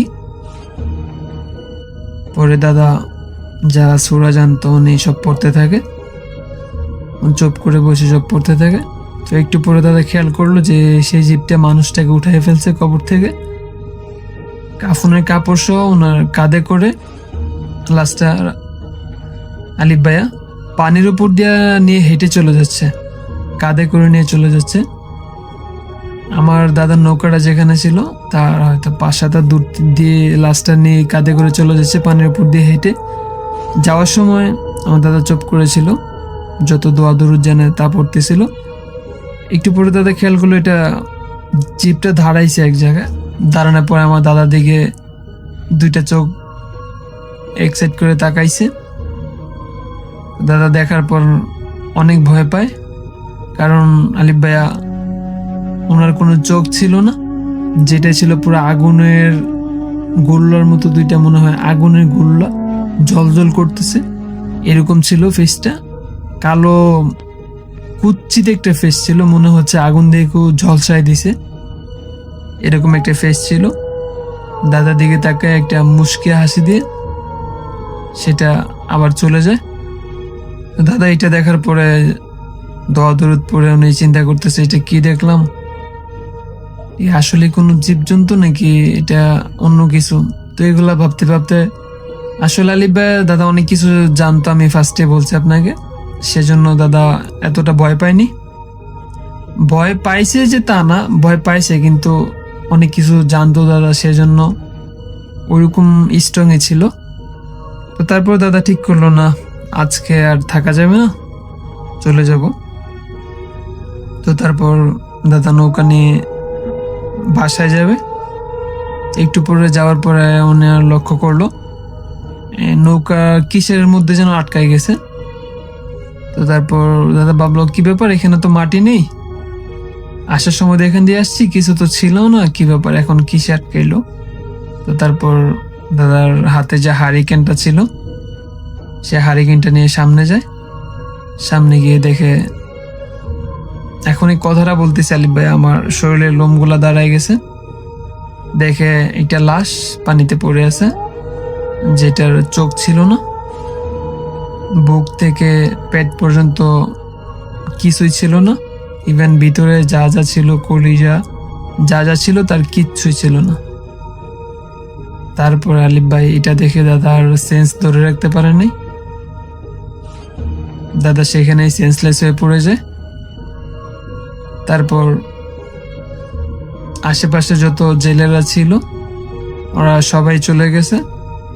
আমার দাদা আলিফ ভাইয়া প্রতিদিন ফজর নামাজের আগে চলে যেত, বাসায় গিয়ে ফজর নামাজ পড়তো। তো সেদিন ফজর আজান হয়ে গেছে কিন্তু দাদা আসে না। আমার দাদি পরে আমার ছোট কাকাকে বলে, কাকাকে বলার পরে আমার দাদি যে বাইরে ছিল ওনাদেরকে সবাইকে ডেকে আনা হয়। আনার পরে ওনারা সবাই নৌকা নিয়ে যায়। যাওয়ার পরে আমার দাদাকে নৌকার মধ্যে অচেতন অবস্থায় ওনারা পায়। পাওয়ার পরে ওখান থেকে ওনাকে নিয়ে আসে। আলিফ ভাইয়া নৌকাতে অনেকগুলো মাছ ছিল, একটা মাছও ছিল না। তো পরের দিন খোঁজ নিয়ে আসলে জানা যায়, আমার দাদার মুখ থেকে সবকিছু শোনার পরে পরের দিন খোঁজ নিয়ে জানা যায় যে সেই কবর থেকে যে লাশটা উঠানো হয়েছে, ওই লাশটা ওই এলাকার একটা চেয়ারম্যানের ছিল, যে চেয়ারম্যান নাকি মানুষের উপরে অনেক অত্যাচার জুলুম করছে। তো কেউ যদি বিচার আচারের জন্য যাইতো তাদের সাথে খারাপ বিহেভ করতো, মানে লোকটা ভালো ছিল না।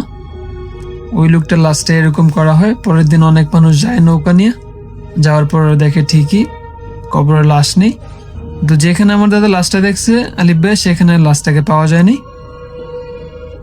তো এটাই ছিল আমার ঘটনা। জানি না কতটা ভৌতিক, কিন্তু অনেক ভয়ঙ্কর মনে হয়েছে। অনেকদিন ধরেই ভাবতেছি এই ঘটনা শেয়ার করব, বাট সময় হয়ে ওঠেনি। আজকে শেয়ার করে ফেললাম।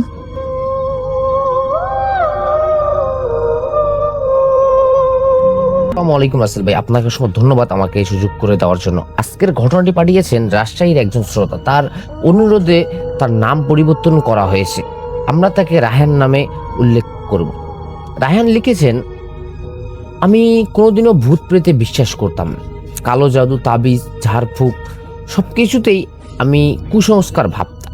কিন্তু 2018 সালের একটি ঘটনার পর আজও মাঝরাতে ঘুম ভেঙে গেলে আমি প্রথমে নিজের মুখটা আয়নায় দেখি, কারণ আমি নিশ্চিত হতে চাই আয়নায় যে মানুষটাকে দেখেছি সে সত্যি আমি কিনা।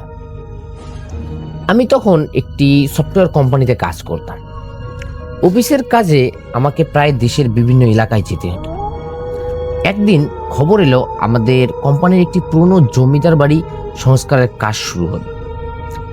সেখানে ইন্টারনেট ও নিরাপত্তা ব্যবস্থা বসাতে হবে। লোকেশনটা ছিল একবারই নির্জন, চারপাশে বিশাল বাগান, বাজার, পুরনো কবরস্থান আর প্রায় 200 বছরের পুরনো একটি প্রাসাদ। লোকজন বলল সন্ধ্যার পর ওই বাড়িতে নাকি কেউ থাকেন। আমি হেসে উড়িয়ে দিলাম।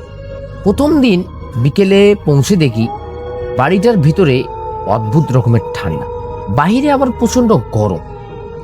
কিন্তু ভিতরে ঢুকতেই মনে হলো যেন এসির মধ্যে চলে এসেছি। কেয়ারটেকার কাদের চাচা বললেন, বাবা সূর্য ডোবার আগে কাজ শেষ কইরেন। আমি বললাম কেন? তিনি শুধু বললেন, সব প্রশ্নের উত্তর জানলে মানুষ বাঁচে।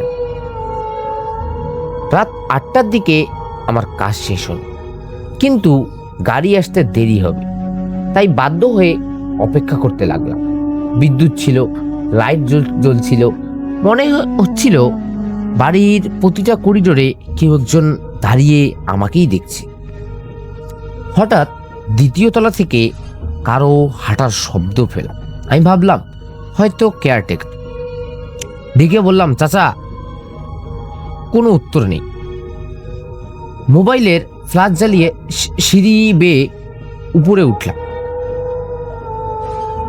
ভিতরে ঢুকে দেখি একটি বিশাল কালো কাপড়ের ঢাকা আয়না, ঘরের চারদিকে লাল রঙে আঁকা অদ্ভুত অদ্ভুত সব চিহ্ন, মেঝেতে শুকনো মোমবাতি আর পোড়া ধূপের গন্ধ। আমি ভাবলাম কেউ হয়তো সিনেমার শুটিং করছে। ঠিক তখন আমার পিছনে কেউ খুব ধীরে ধীরে কেউ ফিসফিস করে বলল, কাপড়টা সরিও না। আমি সঙ্গে সঙ্গেই ঘুরে দাঁড়ালাম। কেউ নেই, পুরো ঘর ফাঁকা। কৌতূহল মানুষকে বিপদে ফেলে, আমিও ব্যতিক্রম ছিলাম না। ধীরে ধীরে আয়নার উপরে কালো কাপড়টা টেনে নামিয়ে দিলাম। তারপর যা দেখলাম তা আমি আজও ভুলতে পারিনি। আমি আয়নার দিকে তাকিয়েছিলাম। প্রথমে মনে হলো আমার নিজের প্রতিবিম্বই দেখছি, কিন্তু কয়েক সেকেন্ড পর বুঝলাম কিছু একটা ঠিক নেই। আয়নায় আমার প্রতিচ্ছবি দাঁড়িয়ে আছে, কিন্তু আমি যেখানে দাঁড়িয়ে আছি সে সেখানে দাঁড়িয়ে নেই। আমি ডান হাত তুললাম, আয়নার ভিতরের মানুষটাও হাত তুলে, কিন্তু এক মুহূর্ত দেরিতে যেন সে আমাকে অনুসরণ করছে না, বরং আমার নকল করার চেষ্টা করছে। আমি ভয়ে এক পা পিছিয়ে গেলাম। আর ঠিক তখনই আয়নার ভিতরের রায়হান হাসল, কিন্তু আমি হাসিনি। আমার বুকের ভিতর বরফের মতো ঠান্ডা হয়ে গেল। আমি চোখ বন্ধ করে আবারও খুললাম। এবার সবকিছুই স্বাভাবিকই ছিল, আয়নায় শুধু আমি। ঠিক তখনই আমার ফোন বেজে উঠল। স্ক্রিনে কাদের চাচার নাম। আমি ফোন ধরতেই উপাস থেকে তার কাপা গলা, বাবা তুমি কি ওই ঘরে গেছো? আমি অবাক হয়ে বললাম, হ্যাঁ, কিন্তু আপনি কিভাবে জানলেন? কিছুক্ষণ চুপ থেকে তিনি বললেন, ওই ঘরের আয়নাটা 30 বছর ধরে কাপড় দিয়ে ঢাকা ছিল, কেউ ওটা খোলে না। আমি বললাম, কেন? তিনি ফিসফিস করে বললেন, কারণ ওই আয়নায় মানুষ নিজের মুখ দেখতে পায় না। হঠাৎ ফোনের উপাস থেকে একটি বিকট শব্দ হলো, যেন কেউ ভারী কিছু ফেলে দিল। আমি বললাম, চাচা চাচা। কোনো উত্তর নেই।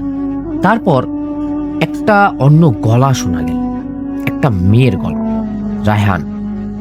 আমি কণ্ঠটি শুনে ভয়ে যেন জমে গেলাম, কারণ ওই গলাটি আমি আগে কখনো শুনিনি। কিন্তু সে আমার নাম জানে কিভাবে? আমি দ্রুত ঘর থেকে বের হয়ে নিচে নামতে লাগলাম। সিঁড়ির মাঝখানে এসে দেখি কাদের চাচা দাঁড়িয়ে আছে, কিন্তু তার মুখে অদ্ভুত একটা ভয়। তিনি আমার দিকেই তাকিয়ে বললেন, তুমি কি ওকে দেখেছো? আমি বললাম, কাকে? তিনি ধীরে ধীরে দ্বিতীয় তলার দিকে ইশারা করলেন। তারপর বললেন, যে তোমার মতো দেখতে। আমার শরীর যেন অবশ হয়ে গেল। আমি বললাম, আপনি কি বলছেন? কাদের চাচা একটা পুরনো কাঠের বাক্স খুললেন, ভিতর থেকে বের করলেন কিছু পুরনো ছবি। একটা ছবিতে দেখা গেল এই বাড়ির আগের মালিকের পরিবার। ছবির এক পাশে দাঁড়িয়ে আছে এক যুবক, আর তার পাশে একটা কালো আয়না। কাদের চাচা বললেন, এই ছেলেটার নাম ছিল আরমান। সে কালো জাদু শিখেছিল। সে বিশ্বাস করত মানুষের আত্মার একটি ছায়া থাকে, আর সেই ছায়াকে ধরে রাখা যায়। আমি ছবিটার দিকে তাকিয়ে রইলাম, কারণ ছবির পিছনেই লেখা ছিল, যে আয়নার উপাসে যায় সে আর আগের মানুষ থাকে না। ঠিক তখনই উপর থেকে আবারও একটি শব্দ ভেসে, কেউ হাঁটছে। কিন্তু এবার শব্দটা আসছে সিঁড়ির দিয়ে নামবার। কাদের চাচা আমার হাত শক্ত করে ধরে বললেন, বাবা পিছনে তাকিও, কারণ যদি সে দেখে তুমি তাকে দেখেছো, তাহলে সে আর আয়নার ভিতরে থাকবে না। আমি আর কাদের চাচা নিঃশব্দে দাঁড়িয়ে রইলাম, কিন্তু সিঁড়ির শেষ ধাপে এসে কারো পায়ের শব্দ থেমে গেল। তারপর আমার ঠিক পিছন থেকে একটি পরিচিত কণ্ঠ বলল, রায়হান তুমি তো আমাকে ভিতরে রেখে চলে যাচ্ছিলে। পেছন থেকে নিজের নাম শুনে আমার শরীরের সব শক্তি যেন শেষ হয়ে গিয়েছিল, কারণ ওই গলাটা ছিল আমার নিজেরই। কাদের চাচা আমার হাত চেপে ধরে ফিসফিস করে বলল, পিছনে তাকাবে না বাবা, যাই হোক তাকাবে না। কিন্তু মানুষের কৌতূহল অনেক সময় ভয়ের থেকেও অনেক বড় কিছু হয়ে যায়। আমি ধীরে ধীরে পিছনে তাকালাম। সিঁড়ির মাঝখানে একজন দাঁড়িয়ে আছে, অন্ধকারের মধ্যে। মুখটা দেখা যাচ্ছে না, কিন্তু শরীরের গঠন, পোশাক, এমনকি হাতের ঘড়িটাও সব আমার নিজের মতো। সে ধীরে ধীরে আলোতে এগিয়ে এলো, আর আমি দেখলাম ওটা আমি। কিন্তু আমার মতো দেখতে সেই মানুষটার চোখ দুটো অস্বাভাবিক কালো। সে মুচকি হেসে বলল, অনেকদিন ধরে অপেক্ষা করছি। আমি কাপা গলায় বললাম, কে তুমি? সে উত্তর দিল, আমি সেই রায়হান যে তোমার আগে ছিল। কাদের চাচা হঠাৎ চিৎকার করে উঠলেন, এটা সম্ভব না। তিনি আমাকে টেনে নিচে নিয়ে যেতে লাগলেন। পিছন থেকে সেই জিনিসটা হাসতে হাসতে বলল, কাদের তুমি তো জানো এই বাড়িতে নিয়ম ভাঙলে কি হয়। আমরা নিচের ঘরে এসে দরজা বন্ধ করলাম। কাদের চাচা হাঁপাতে হাঁপাতে বললেন, এই আয়নাটা আসলে সাধারণ আয়না না। প্রায় 70 বছর আগে আরমান নামের এক লোক কালো জাদুর মাধ্যমে এটি বানিয়েছিল। তার বিশ্বাস ছিল মানুষের একটা দ্বিতীয় সত্তা থাকে, একটা অন্ধকার সত্তা। আমি জিজ্ঞেস করলাম, তাহলে ওই জিনিসটা কি? কাদের চাচা বললেন, ওটা তোমার ছায়া। কিন্তু শুধু ছায়া না, ওটা তোমার ভয়, রাগ, লোভ আর অন্ধকার দিক দিয়ে তৈরি একটি আলাদা অস্তিত্ব। হঠাৎ ঘরের বাতিটা নিভে গেল, চারদিকে অন্ধকার। তারপর দরজার উপাস থেকে এক শব্দ, কেউ দরজায় আঘাত করছে। আমি মোবাইলের আলো চালালাম। দেয়ালের দিকে আলো পড়তেই দেখি দেয়ালে একটি লেখা ফুটে উঠেছে, যেন কেউ কালো কালি দিয়ে লিখেছে, একজন বাহিরে থাকবে, একজন ভেতরে যাবে। কাদের চাচার মুখ যেন তখনই ফ্যাকাশে হয়ে গেল। তিনি বললেন, আজ রাত শেষ হওয়ার আগে আয়না একজনকে নিজের করে নেবে। ঠিক তখনই আমার ফোনে একটি ভিডিও চালু হয়ে গেল। আমি তো কোনো ভিডিও চালু করিনি। ভিডিওতে স্পষ্ট দেখা যাচ্ছে এই একই ঘর, এই একই রাত, আর ভিডিওর মধ্যে আমি নিজেই দাঁড়িয়ে আছি। কিন্তু ভিডিওর রায়হান ক্যামেরার দিকে তাকিয়ে বলছে, যদি তুমি এটা দেখো তাহলে বুঝবে আমি আর আসল রায়হান নই। এরপর পরেই হঠাৎ ভিডিওটি বন্ধ হয়ে গেল, আর দরজার উপাস থেকে আমার নিজের গলা শোনা গেল, দরজা খোলো। আমি বাইরে আটকে গেছি। কাদের চাচা আমার দিকে তাকালেন, তারপর খুব ধীরে ধীরে বলেন, বাবা তাহলে তুমি কি? কাদের চাচার ওই একটা প্রশ্ন আমার মাথার ভিতরে বারবার ঘুরছিল, তাহলে তুমি কি? আমি কিছু বলতে পারছিলাম না, কারণ প্রথমবারের মতো আমার নিজের অস্তিত্ব নিয়েই সন্দেহ হচ্ছিল। আমি হাতের দিকে তাকালাম। আমার হাত, আমার ঘড়ি, আমার শরীর সবকিছুই আমার। কিন্তু যদি দরজার উপাসের মানুষটা আমি হই। দরজায় আবারও শব্দ হলো। তারপর আমার গলা, চাচা দরজা খুলুন, ওই লোকটা আপনাকে মিথ্যা বলছে। কাদের চাচা চোখ বন্ধ করে কিছু একটা পড়তে লাগলেন। আমি জিজ্ঞেস করলাম, আপনি কি পড়ছেন? তিনি বললেন, যে মন্ত্র দিয়ে এই জিনিসটা একসময় আটকিয়ে রাখা হয়েছিল। হঠাৎ দরজার নিচ দিয়ে কালো ধোঁয়ার মতো কিছু একটা ঢুকতে শুরু করলো। ঘরের বাতাস যেন ভারী হয়ে গেল। আমার মাথা ঘুরতে লাগলো। তারপর দেয়ালের উপর একটা ছায়া পড়লো। কিন্তু অদ্ভুত ব্যাপার হলো, ছায়াটা আমার নিজেরই ছিল।